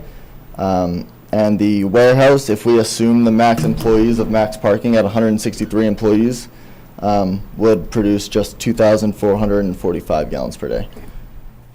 And that wraps up mine. I'll turn it over to Kerry to talk a little bit about the traffic. I don't think I really have much to point out since our PowerPoint slides failed us tonight. But good evening. My name is Carrie Pike with Howard Stein Hudson. I'm the traffic engineer on the project, so I will just quickly take you through some numbers. We did prepare this traffic study that Evan has pulled up for us. Using the typical standards, Mass DOT provides guidelines, so we document the existing conditions, we do data collection, and then we do the detailed trip generation estimates. In this case, because we're proposing a warehouse, we did also provide generation specifically about truck trips. And then also, as a sort of a conclusatory piece, we did look at also demand management measures that could be implemented for this type of a development. So there were 6 intersections studied. I think maybe the next page, Evan, is or it should be coming up here, the study area map. You go by it already? Yeah, I think you've gone by it already. So we studied the 2 intersections of Billerica Road and Route 3. There we go, that's the map. So you can see starting, let's see if I can figure out how to use this. Starting down here in the bottom, the Route 3 ramps, the intersection with Mill Road, the intersection with Elliott Street, Alpha Road, those are all signalized, and then our last driveway to the site. So those 6 intersections were what we studied, looking at existing conditions, a no-build condition, and then the future condition with the project. How are you going to force the trucks to go that way during rush hour traffic, where it would be faster for them to go down Golden Cove to Stedman to hop on 495? I can't hear the question. How are they going to enforce that trucks go to the left, hop on Route 3, and do that intersection when that will take an extra 45 minutes, and they can cut through Golden Cove and hop on 495 off of Stedman? I don't think they don't even have a tenant yet, so I don't even think they know what. But there's nothing, so and then I'm asking the board, is there anything that we could put in place that would I don't require know. them to go that way? I don't know what our restrictions are for turning onto a state highway. I don't know. That's a town-owned road. That is a town, that piece is town-owned. Yeah, Okay. so- Yeah, it doesn't turn to MassDOT ownership until the Route 3 ramps. You have the legal authority. Whether Then it's you're left wise with- is another then question, you're left but we with, have the yeah, whether authority it's to do it. wise and Who enforces It's and how definitely you gonna wise. enforce it. Trucks. Good suggestion. Without a specific tenant, it's rather difficult to determine whether Yeah, the what the applicant and the board can determine whether that's a reasonable condition. Right. That can be enforced. Yeah. I mean, just based on the data that we see for truck trips in the area, I think it's actually, what we found was the data was showing us the trucks are actually using the Route 3 ramps. It is going to be faster for them to go through those lights along Bill Ricker Road than to go up Golden Cove Road and to 495. So, our just distribution in the report did Yeah. presume that. What code did you use did you use warehouse or did you use distribution center? Because those are two different codes. We used high cube parcel hub, which is the highest of the warehouse generators. So there's just a thing, there's been a couple of articles coming out that a lot of developers are using, because the way they're getting into towns is they go through this warehouse, because that's what everybody has. No one thought of, when they put in zoning about distribution centers.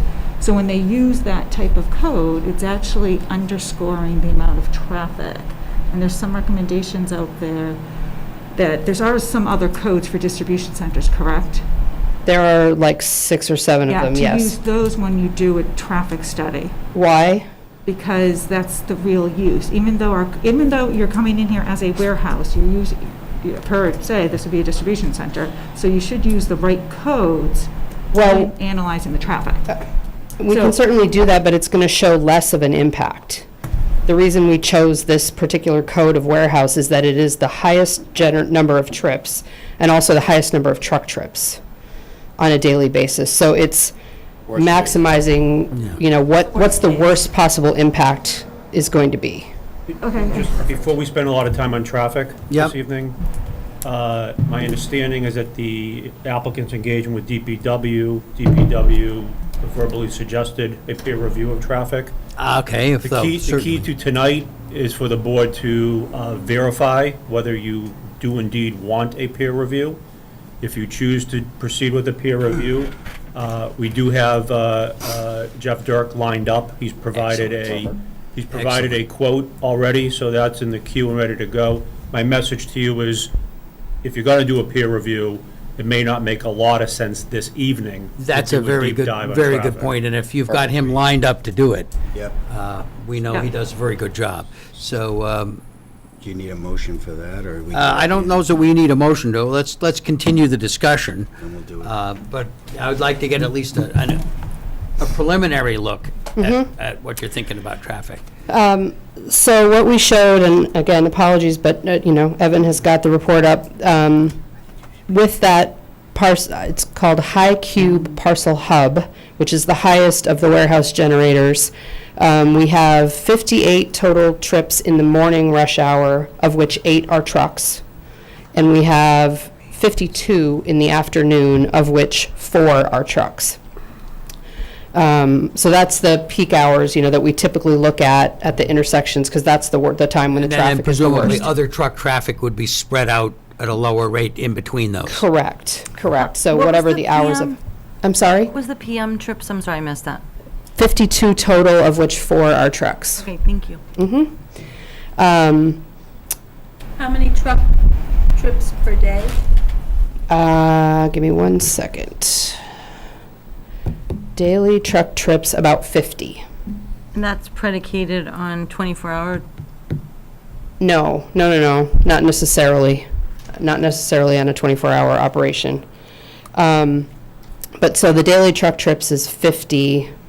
And so of those, I just told you that 12 of those happen in the peak hour. That's another reason that we chose this land use in particular, is that this particular code also has more trucks operating in the peak hour. So again, you're going to see the worst, what's the worst of the worst that's going to happen.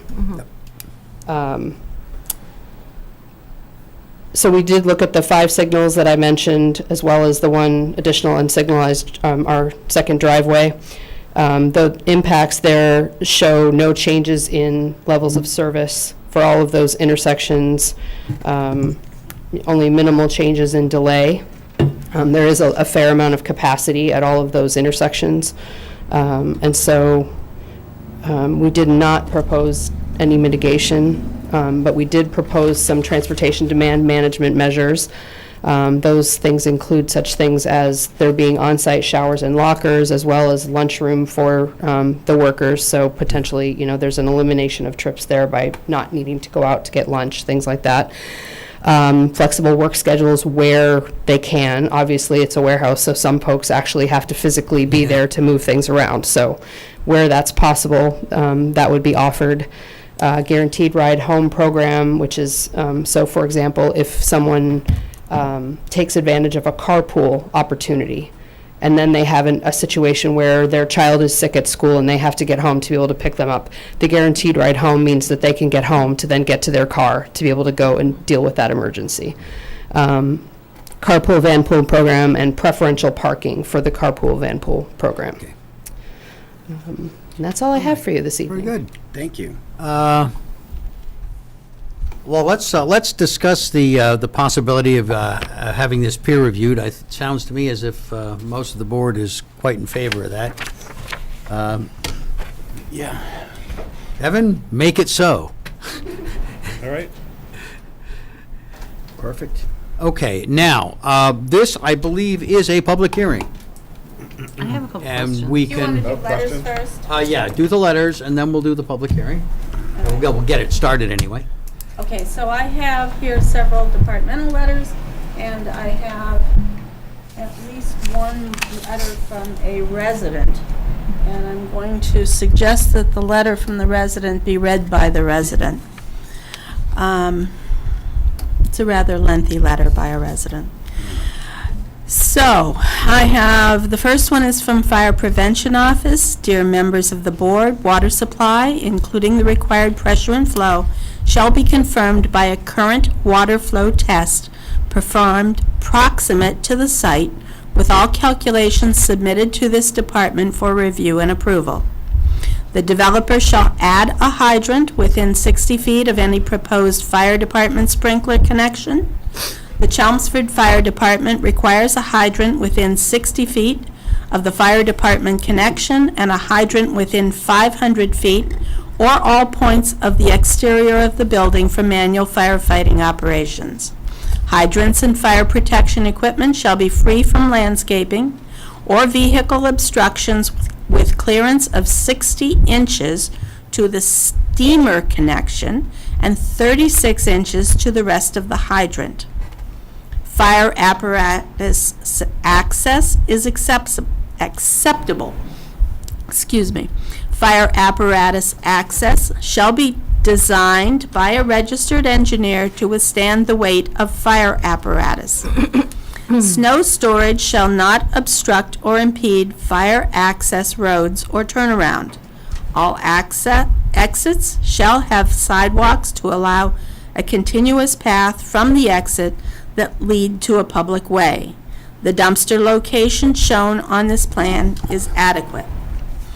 An automatic sprinkler system conforming to NFPA 13 and a fire alarm system conforming to NFPA 72 shall be required. All systems shall be monitored by a UL-approved central station monitoring service, and all components and fire protection systems must comply with state building code and Chelmsford Fire Department requirements. All equipment related to fire safety shall be located at the discretion of the Chelmsford Fire Department. The applicant is advised that testing for emergency radio responder communication, and if necessary, installation of a bidirectional amplifier system shall be required according to Chelmsford Fire Department ERRC regulations. Due to the Chelmsford Fire Department's operational model for firefighter safety, a standpipe system conforming with NFPA 14 shall be installed throughout the building with no portion of the building more than 200 feet from a hose outlet. The applicant will be required to provide an interior stairway for roof access. The applicant must apply to the Town of Chelmsford E911 Committee for address and unit numbering through its coordinator, Town Clerk Tricia Zuris. This office would approve of this plan with these conditions, and I ask the board to make this letter a part of their approval process. Respectfully submitted, Danielle Katsufis.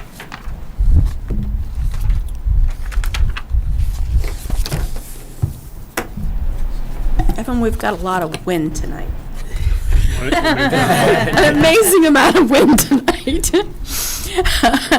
Let's see, the next letter is from the Department of Public Works. Dear members, this office has reviewed the site plan, thank you, by Howard Stein Hudson, dated May 25th, 2022. As a result of this review, this office has the following comments. Sewer comments. The applicant shall analyze sewage flow using Title V in current and proposed conditions to determine required sewer allowance. If there is a change in use or expansion, the applicant should submit necessary floor plans and seating plans to supplement the sewer allowance calculations.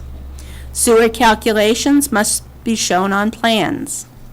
Sewer camera inspection required for existing 8-inch PVC to be maintained to verify condition of pipe. Existing sewer manhole, rim to be brought to grade, shall be inspected by the Town of Chelmsford DPW Engineering to determine condition. Stormwater comments. The project's stormwater management system shall comply with the Department of Environmental Protection's, DEP, stormwater management policy.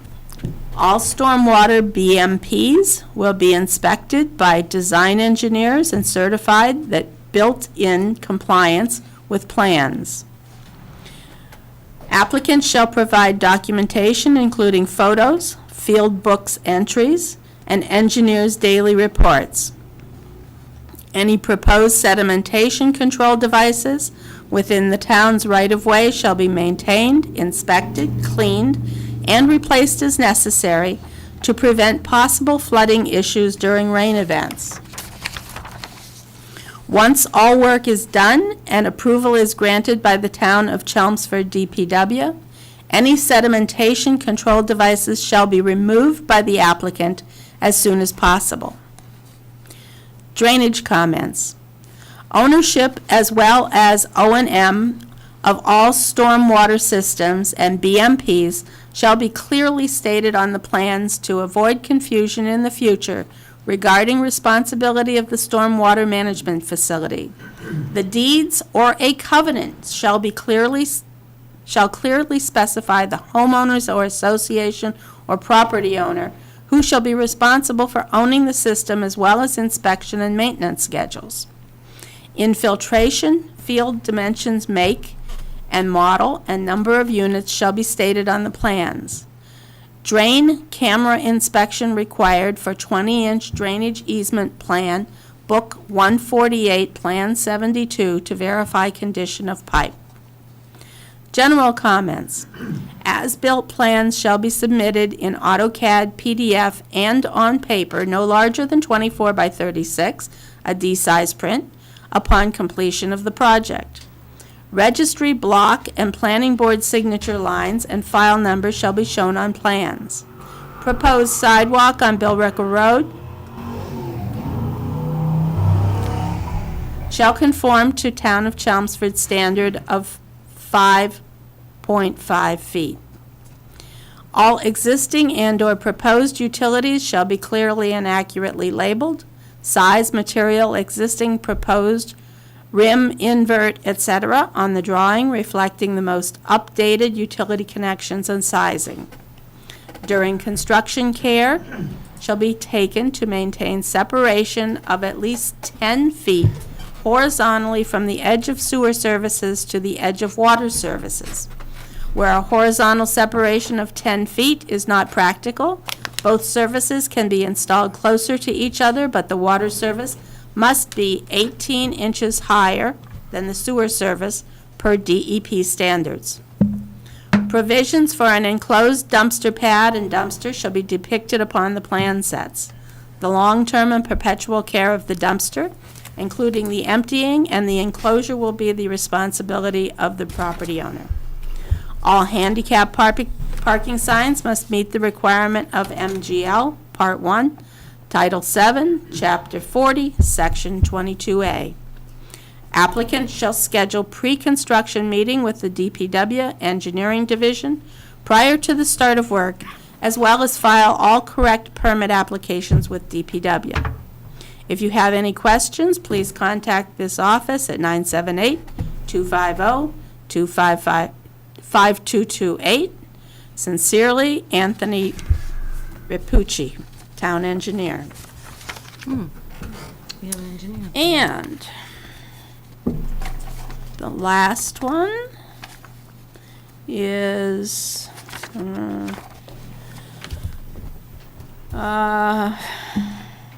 the building department has see attached letter response from Jose Negron, building commissioner. Dear Sir, Madam, as per zoning requirement and 521 CMR, the proposed warehouse meets the minimum dimensional requirements for lot area, length, depth, frontage, minimum front, side, rear yard requirement. Accessible parking spaces meet IBC 2015, Chapter 11 for 6 ADA spaces. This said, the building department shall receive applications for demolition of existing building and full plans with all applicable affidavits and construction documents for the new structure. Thank you. Respectfully, Jose Negron, Building Commissioner. Okay, so that's the letters. I'm going to guess that we have some public testimony here. I have a couple questions for clarification. Okay, why don't you go ahead and do the Sorry, clarification questions. So, Doug, you had said, I might have misunderstood you. I thought you said there was 3 permits required, one for the major business complex and one for the aquifer protection zone. What, is there a third? Site plan review. And site plan review. Oh, okay. Sorry if I did. No, that's fine. I wasn't sure if I missed it. And then the impervious is currently how much, and it's going to how much? It's a reduction of 11,000 or something, is that right? So the existing impervious on site, which is both the parking and the building, is 223,822 square feet. And then with our proposed building and proposed parking, which includes the land banking, we're reducing to 211,876 square feet, which is an 11,946 square foot reduction. Okay. And then the parking currently, and the parking including the land bank, is going to be what and what? The parking, did you ask for the parking currently? The parking currently is 172,253. No, I mean, how many spots? Oh, how many spots? Sorry. 475 parking spaces existing, and then with the land banking, 163 total. 163, okay. Correct. So when you mentioned that the parking, the land banking is, next time you come in, it's going to be paved, right? It's going to be part of the proposal, So it's going to be correct. part of the proposal, so we're not going to be talking land banking anymore. Correct. But 163 is all that's required? Correct. For the use of the warehouse. Yeah. Okay. Warehouse, yes. It's actually waiting for you.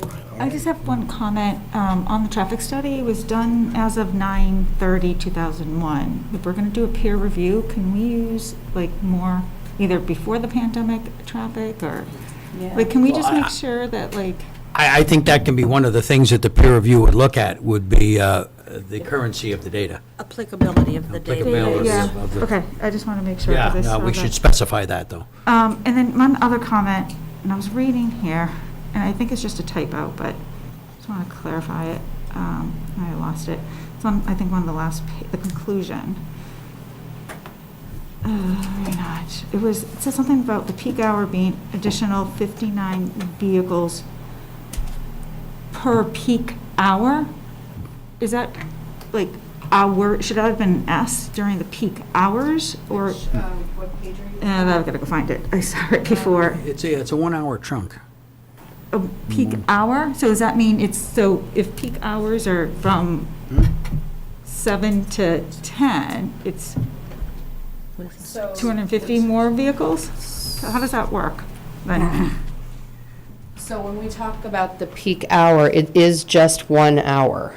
So we look at, that's the worst hour in the morning. So like what you said about the traffic kind of being bad between 7, 9, 7 and 10, it's been spreading just because more traffic everywhere, right? And less people taking the T and all that kind of thing.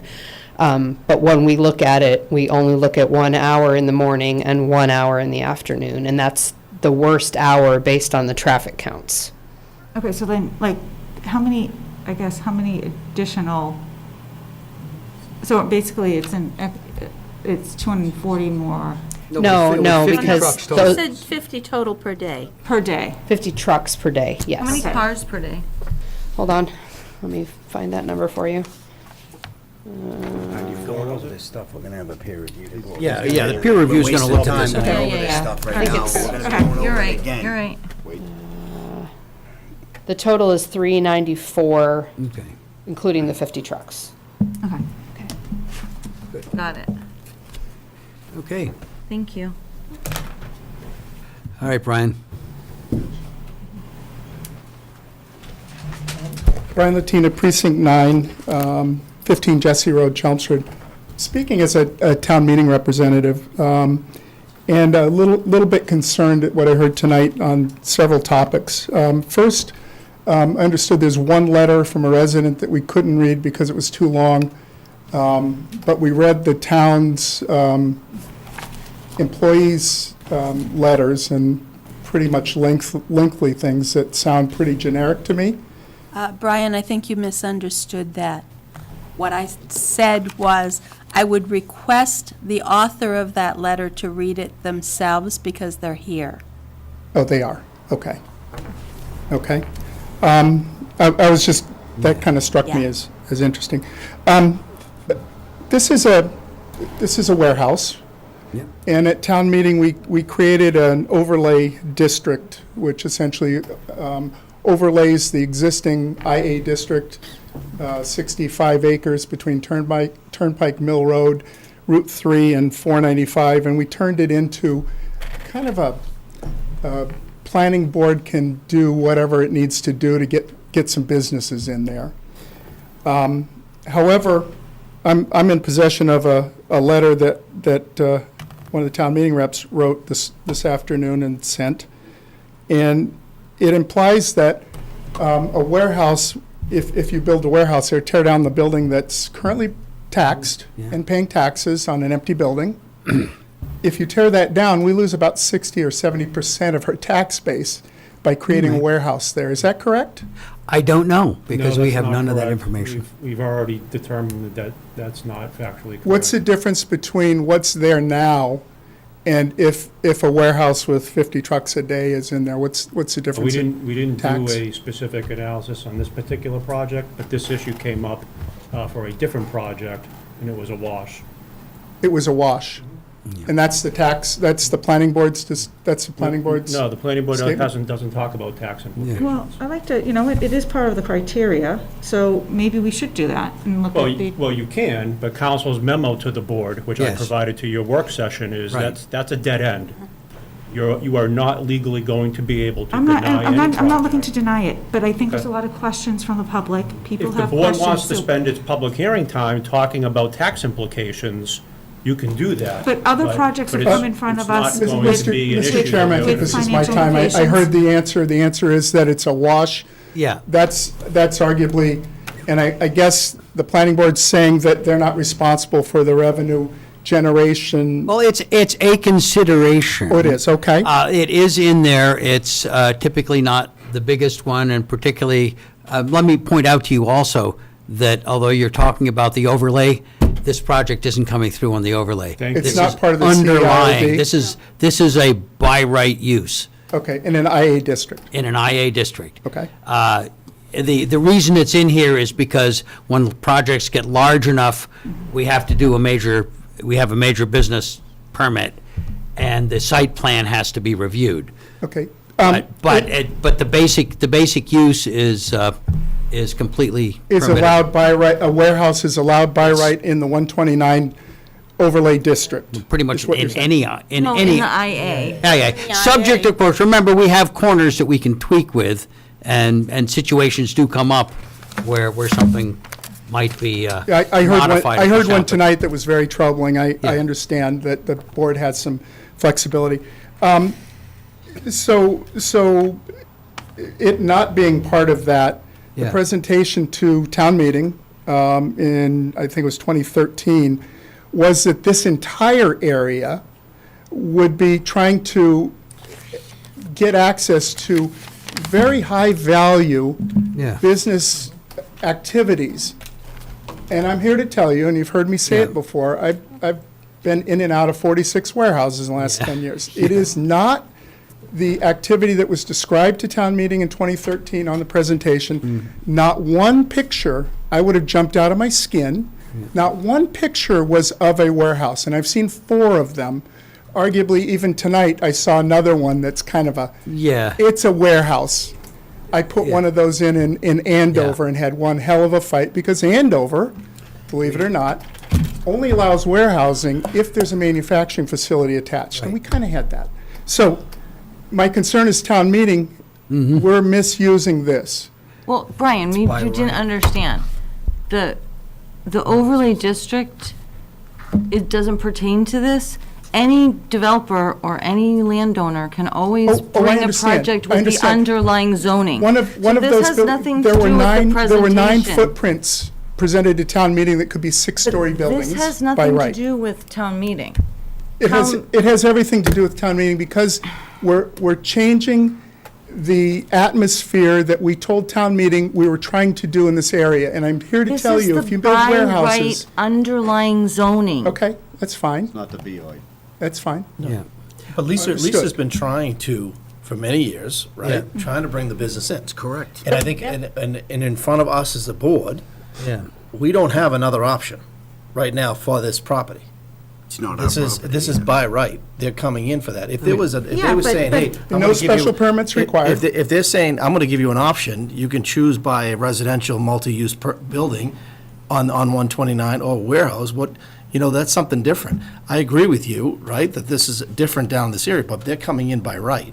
Yeah. And that's all we're trying to Yeah, explain but as a I'm- group. But, I mean, Ryan, I agree with him, Mike, that this is not part of the overlay. But, if you look at the criteria, social, economic, and community needs which are served by the proposal, traffic flow, safety, adequacy of utilities, neighborhood character and social structures, impacts on the natural environment, and potential fiscal impact. I'd like to have this presented But to that's for us. seaweed. No, that's regular, a it's general special special permit. These are the rules. So does this fit the neighborhood? Quite honestly, I don't want to see a warehouse. If they can hide it and take it off, so I'm not seeing the tractor trailers there when I drive by, it's not impacting the neighborhood of office buildings, then I'd be more okay with this. I've got a concern from the traffic. Well, the fact of the matter is, the town has said it likes this use, right there, in 195. Now, we may disagree, and we have ways to change that, We've done that, yes. and we have done it. Yep. But, as it stands right now, this being a by right use, I think we have to assume that unless there's something particularly strange or different about this, as opposed to another similar warehouse, I don't know where the heck you would Don't have any put other it. ones. I mean, if you can't put it there, where can you put it? And if you can't put it anywhere, you've got a problem in court. Well, if it's Yeah. truly an IA district Yeah. allowed use, and I did see the word warehouse in there. Yeah. Again, this area was overlaid for a different purpose, and as a planning board, I'm concerned, I'm sorry? It's not happening. The other, nothing's happening with the area. No, I mean, your point, I think we'd all like to see a different kind of development in general, more high-end R&D. That's not what's being But the offered. intent was to protect this area. It's our last area, and we've gone through this before. It was used 30 years ago. We did the same thing. We Yep. took the houses out of there. Did. We made it red brick buildings, and it was good for 10 years, and for 20 years, they stood empty. Yeah, they stood empty, exactly. But we have to watch out for the tax implications, and God help us, once you put a warehouse in, they will all be warehouses, and 50 trucks a day, not so much a huge issue in that area, until you hit the highway there it's been painted once, the yellow lines are still not on Yeah. our side. We haven't Still cut the not grass, we haven't pulled up the metal stakes that are there. The double left turn bay is still there. We can't seem to get the state to come out and do the damn thing. Yeah. They did cut some trees last year and made Mill Road visible from the highway. Great. How nice. My concern was, one, it was not a use that was intended at town meeting. I know that the IA district also has an item in it that says no residential can be in there. And we first project by Howard Stein Hudson, who wrote the bylaw, by the way. That they may be did. a little unfair. Okay. Not very. We're the first ones to develop it, and that district has no residential as the underlying district, and we ignored that. We made it, first project in there as a residential project. So sometimes we do it, sometimes we don't, and that's very concerning to me. High Cube Distribution Center, I know what those are. Yeah, we know. We had a 6-story building over the other side of the road the other day. That's a billboard, folks, if you didn't recognize that off behind the Forum. These things are very troubling. That particular building, if the owners cared about it, they wouldn't have the 6 tires dumped in the back for the last 6 months or year. They would not have dumped snow removal material in the wetlands at the back corner of their parking lot. There's asphalt and snow removal material. This there. is getting a These little. are all things that are concerning to the residents. And then to top it off, tonight I heard the planning board working its way around a commercial use of a residential area. Wait a minute, I think we're. I'm jumping away from this a little bit as a town meeting rep. Next time. That was before concerning. Then the time for that is when we take general public Input. conversation at the beginning of the meeting, which you're perfectly welcome to do, but I don't think that's germane to this. Okay. So. There's adjustments that can be made by this planning board. I hope there is no special permit requirement or variance allotted in this particular case. Okay, thank you. Do we have any other, drive them out. Glenn, Len, you want to speak? I would rather you read it than I read it. You can do it justice better. That great oratory voice.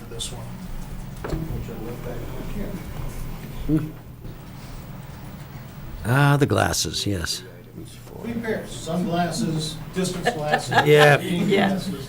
You know, when you hit 70. Yeah, it happens to us. It happens. It does. This I submitted to the planning board back in April, and I've been trying to track your meetings since that time. Glenn Thoren, Precinct 7 now, town meeting rep. And I wanted to, at that time, make a statement that was based around what town meeting had spent a great deal of time discussing, which was the master plan. And the master plan is, trust me, I'm sure you've read it, it's a prodigious document. Huge, Yeah. takes a while to go through, it's been updated, probably needs to be updated again. We just did, We But just did. You know what I'm talking about, so. Yeah. So intimately. the master plan was brought to town meeting as a guideline for the town, especially in this area of the town, which was intended to be, as some of you mentioned before, an area that we desired to be developed for high-tech purposes.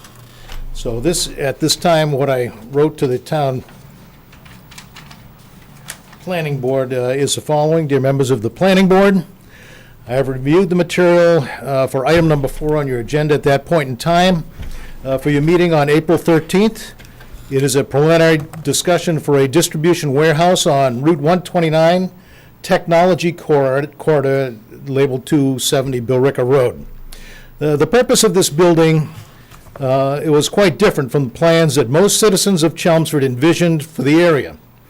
Indeed, it is quite different from the buildings and purposes that the Economic Development Committee has promoted to the town as a vision for Route 129 and the renewal of that area. This has been discussed extensively at town meeting, and parenthetically I'll add, which isn't in here, that I can remember many, many meetings with the Master Plan Committee at town meeting about what this town should look like in the future and what kind of structures and developments were appropriate for this town. So that's why I wrote this letter to you at the time. This facility is not like other businesses in the area. It is not a technology center, a biomedical business, a modern software network enterprise, or other office-rich businesses that would draw the best talent in the area to work and live in Chelmsford. It would be a bustling storage facility with constant traffic and quite different in appearance than buildings in the area, such as the previous Kronos facility, which is diagonally across the street. I also believe that warehouses have a lower tax revenue than businesses mentioned above. As less space is available for new and growing businesses, more companies are moving to suitable locations outside of the Route 95, which is 128, and toward Route 495 and beyond. 128, as you know, is very heavily occupied at this time. So I ask the question, is this the best and most compatible use for the area? It would seem not, my opinion. Has the Economic Development Committee researched this site and this use based on their development goals and vision for the area? Please see the appendix attached to this particular letter from the master plan. Have the neighboring businesses been contacted regarding the impact of a distribution center on their businesses? Have we abandoned the acquisition of the technology companies with the need for significant office space and easy access to this location for their business needs? These are all questions. Has an adequate traffic study with impact on neighboring businesses of our town been reviewed? You're working on that now, which is good. It would seem that one distribution center may well lead to a cluster of distribution centers at this very strategic location on Route 129. Chelmsford could become the hub of 24-hour distribution centers. That would not be in keeping with the plans of the Economic Development Committee. Please make it an imperative to look thoroughly at the precedent of distribution centers in this high-traffic area among the technology and office-rich companies that exist now or may join the Chelmsford community. Such a building and purpose are not aligned with the vision of Route 129 that I remember. Now, I've been on the town meeting for quite a few years, since 1989, 33 years. And as the development of the master plan began, was worked on, presented to us and reviewed, the technology corridor was a purpose of Route 129. And we did successfully get a lot of technology companies in there. I'm familiar with some like iRobot that's a little bit off the road, and others that have moved there that I've worked with. A distribution center doesn't seem in keeping with these, and that's why I wrote this letter to you. So there's only so much you can do in due diligence if this isn't accepted use for that facility. But, I was very discouraged by the fact that it was presented as such, and so were many town meeting members that decide what this town actually does by the fact that we approve all the financing and everything else that goes on in the town. So my concern is a concern of many others who didn't wish to speak with you, but I'm not bothered by doing that at all, as you know. And so I wanted to get this in front of you to let you realize that there are many members in this town that will be making future decisions in this town that think a better use of this particular facility should be considered. If it's not, and there's nothing you can do about it, there are certain things you can do to limit the impact on the town, but it is a great concern to many of us, and will be as you proceed forward. That is one of the reasons why I volunteered, and along with Brian, for the Master Plan Implementation Committee, because this is clearly divergent from the direction that the master plan was intended to take, and that needs to be noted to you, obviously, and to other members of the town. Okay, thanks a lot, Glenn, and you make some very good points. You also bump into the interesting problem that the planning board has two hats, and they're very different. It has a planning hat, and it has a regulatory hat. We're here tonight with our regulatory hats on, not with our planning hats on, but I'm glad you're on the, at least on the implementation committee, because you will add a great deal there.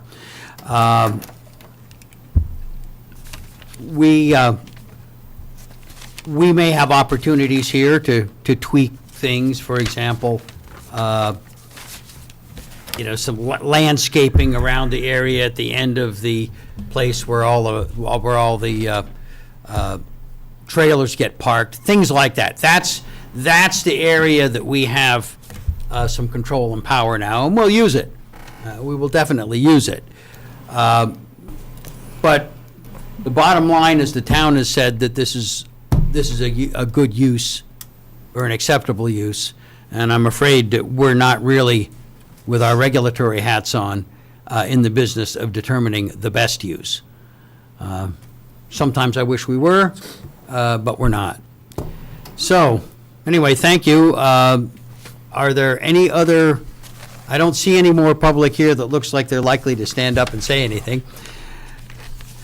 I got my neighbor across there. I don't think he's planning on it, but you're welcome to if you like. Okay, that said, let me run, before we get back to the proponents, let me run by the board once. I want to get an idea of what, if anything, we've heard that would have us ask for more information. Obviously, we have discussed the peer review on the traffic, and I think that makes it. Hours of operation. Hours of operation are interesting to know. Are they matters that are particularly within our purview Within here? your purview, They won't know until they have attended. Let's see if there is information that can be gleaned there, let's try to get But we that. can issue the permit with a restriction of hours of We operation. can put restrictions on it. And Yeah. that protects a lot, and and even from what we heard from Glenn and from Brian, right? There is a perception that, the planning board over the years has gone to town saying, this is what we envision this area to be, and this is, a diversion. So that's why they're questioning it. Well, And I even get if it. it's allowed, then let's do stuff that I get this, help- but that the lessens the impact. Public needs to understand that the town has hired somebody to help us get commercial tenants down there. And what has happened? Well, but our, It's not as our- much, so I mean. No, we were 18 2 years ago, vacancy rate, we're down to 11. So Okay. it's filling up. We have Press Cafe going in, but unfortunately with COVID, it slowed things Yeah, it down. So did. they're not opening up till December, Yep. right? And, Glenn brought up a good point. Have we reached out to those owners? Has the developer Well, they reached would've out got to the notices. owners? Well, no, because this isn't like, they don't get, butters don't get notices for this. Oh, yes, they do. Did you? Okay. Absolutely. Okay, all right, my Absolutely. mistake, sorry. It's a special Yeah, permit. Okay. So, what are their comments? Have they reached out to you? Have you talked to them? Have they predict any concerns? Well, for starters, there aren't an awful lot of residential. No, but I'm talking the business about All right, what do we need to do? What do you want? Well, I am going to want to let them do some finish-off comments, but before you do. That's fine. Let me run around. Now, let's make a list of what it is that we'd like to hear more about. We've got the traffic. Traffic's peer review, that's all. Any information that can be gleaned about what the hours of operation might be or what kind of tenants you got, to the extent that you can get it. And I realize if you haven't got a tenant, you don't exactly know what you have your hands around. Yes. I'd make the suggestion, look very hard at the landscaping, particularly around the area where the trailers would get parked. trying to green it up as much as possible. Are there any others? So I would like to make a suggestion. Yeah. On the west elevation, section A, drawing A1, that that you look at spending some money on that elevation. Coming down the road, you're trying to use the tilt-up concrete. I don't think that's necessary. You're treating the same back elevation as you're treating the prime front elevation. And it looks like on your drawings, it's the same materials. I would like to see you, knowing that you're coming in by right, and this is allowable, but I think, as mentioned, and I think the board will agree with this isn't the intent of the neighborhood. And having this there, prettying up that elevation. Yeah. I don't know what it would look like, but that's your, right? Yeah. But I think just that elevation, that's palatable, because it is the main entrance into Chelmsford, coming from Route 3. So that's just my. Well, yeah, two well cents. put. You getting enough of this down? Oh, yeah. Good, okay, because, The only other thing I would say is, do we really want to limit the hours on a place like that? I would rather see Yeah. them do more We do. at night, where, instead of, like. the fact of the matter is, if they're going out to Route 3, Right, I don't really care. at night, You what know, are they at going to night. affect? Actually, as long as we can do a no right turn for trucks, I Well, don't care what their that is a hours tool are. to I would consider. argue- yeah, I That agree is a with you. tool Yeah. to consider, depending on how this develops. I suspect that we are going to continue Yep. tonight, I would but, expect. and look for some. We don't have little a more final information. plan, so we have to Right. continue. Yeah, and I agree with Mike. I think anything you can do to pretty that up and make Yeah. it less, And something for warehouse sound. this warehouse Less- looking will help this process, Something for help you guys in sound this where all those process. trucks are parked, presumably some of them running. If you could put some kind of a barrier or something, I don't know. Well, to the extent that there's anybody to protect, most of that is at a place where if there aren't any residential neighbors to protect, Okay, but except for the ones People up to drive by 129. there, right? Like, you've got Mill Road, like Well, East Chelmsford, you've got 4,000 residents in East Chelmsford that are two ways we get into town. I think you're missing something here. Like, I just think, Yeah. I mean, there are residents, we look at it. I'm on that road, 50 times a day. We're all in favor. Oh, my, We I'm- just talked Yeah. about, let's make it nicer. So- We're all on the same page there. Okay. Let's, Nan, what what are you else? trying Well, to let say? me, Do I get my turn? yeah, My turn? you got something to add? I do, actually. Thank you. So this really is not a use that we would like to see in this area. We've gone through a lot of investment to try to promote high-quality businesses, high-paying businesses, to be developed and to come back into that area. That's what the overlay was put in place for. This use is permitted by right. We can't deny it on the basis of a warehouse use. But it is large enough that it's a special permit, and it's our responsibility to look at whether or not the design of that use is compatible with the neighborhood, the industrial neighborhood, which is a high-tech industrial park, a high-tech office park. So, warehouse, sure. Building design, building access, they're all fair game for us to be concerned about.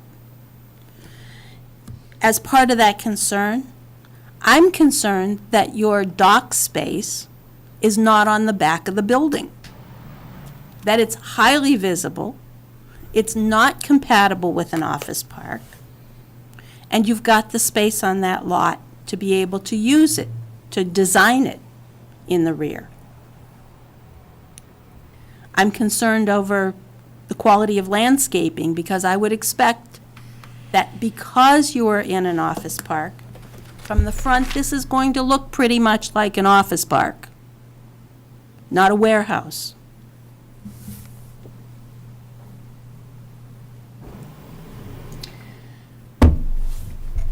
The number of trucks, yeah, the area can handle that. That's not the issue here. I mean, as long as we have a no right turn and keep them out of the center of town, because there they would be a problem.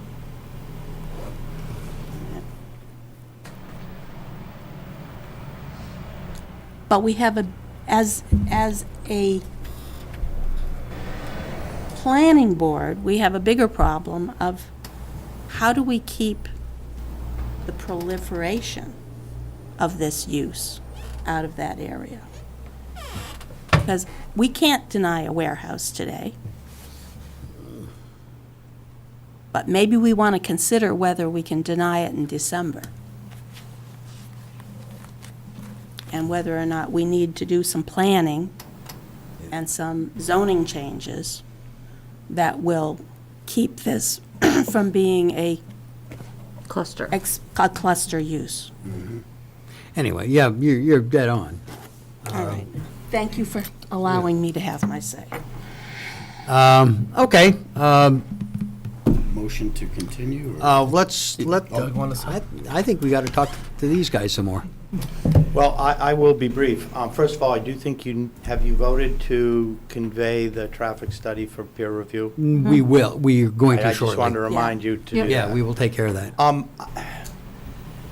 I think we understand the situation here. It's clear to me that the town of Chelmsford has been struggling with this district in this area since 2013 and far beyond that. And, you know, people have opinions of what they want, where, and what should be. I appreciate that. Towns have the right to do that. Yeah. But why, in the last 20 years, has someone not changed the bylaw to say no warehousing allowed in this zone? Well said. That's the bottom line of it. I don't care what people think, what the policy has been.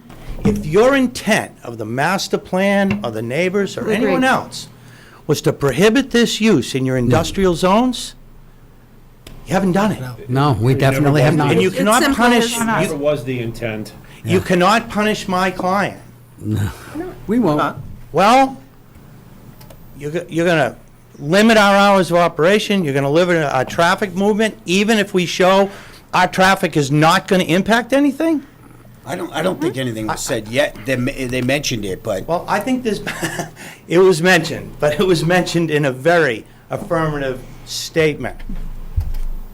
We're gonna prove to you that we meet the requirements for a special permit, and that we will be protective of the neighborhood, and we will be protective of traffic impacts. We That's your will. goal. I That's know your we can goal, show right that. there. I know That's we your can goal. show All that. right, so when you prove But that, I that'll be great. That'll I be great. cannot be required to convince people that this is a good use here, and therefore they want to accept it. That's not the analysis. No, that's not, But it that's is not a your. special understand permit. that. It is a It's special not, permit. it's not your task. It It's is a not really special ours. permit. It's You're a right. special permit. Yeah. Right. Yeah, as long as you understand that. And if you show that our taking There's a a reason for the left special turn permit. is going to adversely impact your traffic, We'll then find you're out. right. Then you have the right to condition that on that basis. But if you decide to neighborhood. restrict our turning just because it will make it harder for a warehouse to be there, then that's arbitrary and capricious. Yes. No, that's not the intent. I think Nancy. As I said to the board a couple meetings ago, Yeah. you may want to consider engaging with council. Yeah. Because it's a circular logic and discussion that's going on here with common themes related to a variety of projects. And at some point, you're going to have to engage with council because it's going to come to a head with a potential denial or something that's conditioned where the applicant feels as though they've been aggrieved. Yeah, No, I'm aware of that. Yeah, I'm just You know, the board. I mean, there's a lot that I want to say, it's just not the appropriate time to Right. say it. You know, just a simple comment, just to put this into silly perspective. The master plan that this board adopted, if you go to the economic development section, the first goal is to zone for fulfillment centers. This board approved that master plan without even editing that. So the notion that the master plan needs to be tweaked or altered, or the notion that town meeting, that narrative is a false narrative. I replied to Glenn and the full board back in April. yeah. The board in the town, we discussed this at a work session, a dedicated work session for 129. The board in the town need to come to a reality check on 129. We can all agree that warehousing isn't the preferred option, moratorium. It's no net increase, period, the end. Yeah. So, and you're in a regional competition. Glenn mentioned 128. They're taking down 5-story buildings and They putting put up up 8 6-story stories, yeah. buildings. It's endless. Yeah. Those businesses aren't coming here. So the town needs to come to some realization, if that means further study, but you can't continue to have this policy debate, because applicants are coming in based upon market demand. And so, at some point, the board needs to, again, either engage with council and hear it from council, or acknowledge the regulatory realities that you're dealing with. If you, in a final comment, if you want to play the special permit game, you're looking for that needle in the haystack. That's what you're looking for. It's there for a reason. In 9 out of 10 projects, you're not going to find it based upon the data. Yeah. Anyway, yeah, it's interesting when you start mixing long-term policy with short-term regulatory determination, and that's what we got right here. And we should be real careful mixing the two of them. Are there? First of all, well, we have several things we need to do. First, we need to continue the public hearing. Yep. Motion? Want a motion to Got a continue the motion? public hearing? Second, in favor? Aye. So we're continuing To July 13th. to July 13th, and we can talk. Second thing is, we need a motion on getting the peer review for the traffic. Motion for the peer review? Motion, second, in favor? Aye. Okay, that's it. And, let's see, is there anything else? You've got the items that we brought up. I think you guys have the items that we brought up. We can talk about them in Can we ask 3 that weeks. the traffic study not only reflect this area, but also the Golden Cove intersection? Please. If we're, Yeah, I think that makes sense. That Can seems we to be ask a. that, Jeff, of Jeff to do that? Well, Jeff's not doing a study, Jeff. Oh, he's only- prepared. Oh, I'm sorry. My suggestion is you allow Mr. Dirk to review their study area methodology. Okay. Yeah. And then he may agree, he may disagree, he may recommend it be expanded. He's going to hear the board's comments. You'll likely ask him if it should be expanded. And you'll Yes. hear his reply. Well, yeah, let's talk to the traffic engineers. Just one point of clarification. We did send our study area to Mr. Dirk before we did the study, Okay. and he agreed. Not that we wouldn't, if he says we'd like you to expand it down to here now, we certainly would do that, but we did consult with him Okay, thank you. I'm glad you Thank did that. on the recommendation of Evan, so. Yeah, he's turned out to be pretty good. Okay, I think, Evan, can you think of anything else we need to No, I think it's going to come down to traffic as the first topic of yeah. discussion. Okay. Very good. What have we got next? We have no. We appreciate your time. Well, thank you, thank you. Yeah. Yeah, we'll catch you in a couple. We don't have any meeting minutes to approve. New business, additional work sessions. Second meeting in July. I think you Yeah, penciled let's in. give that a shot. can we do a Zoom so I can dial in for that one? I probably won't be. Can we do what?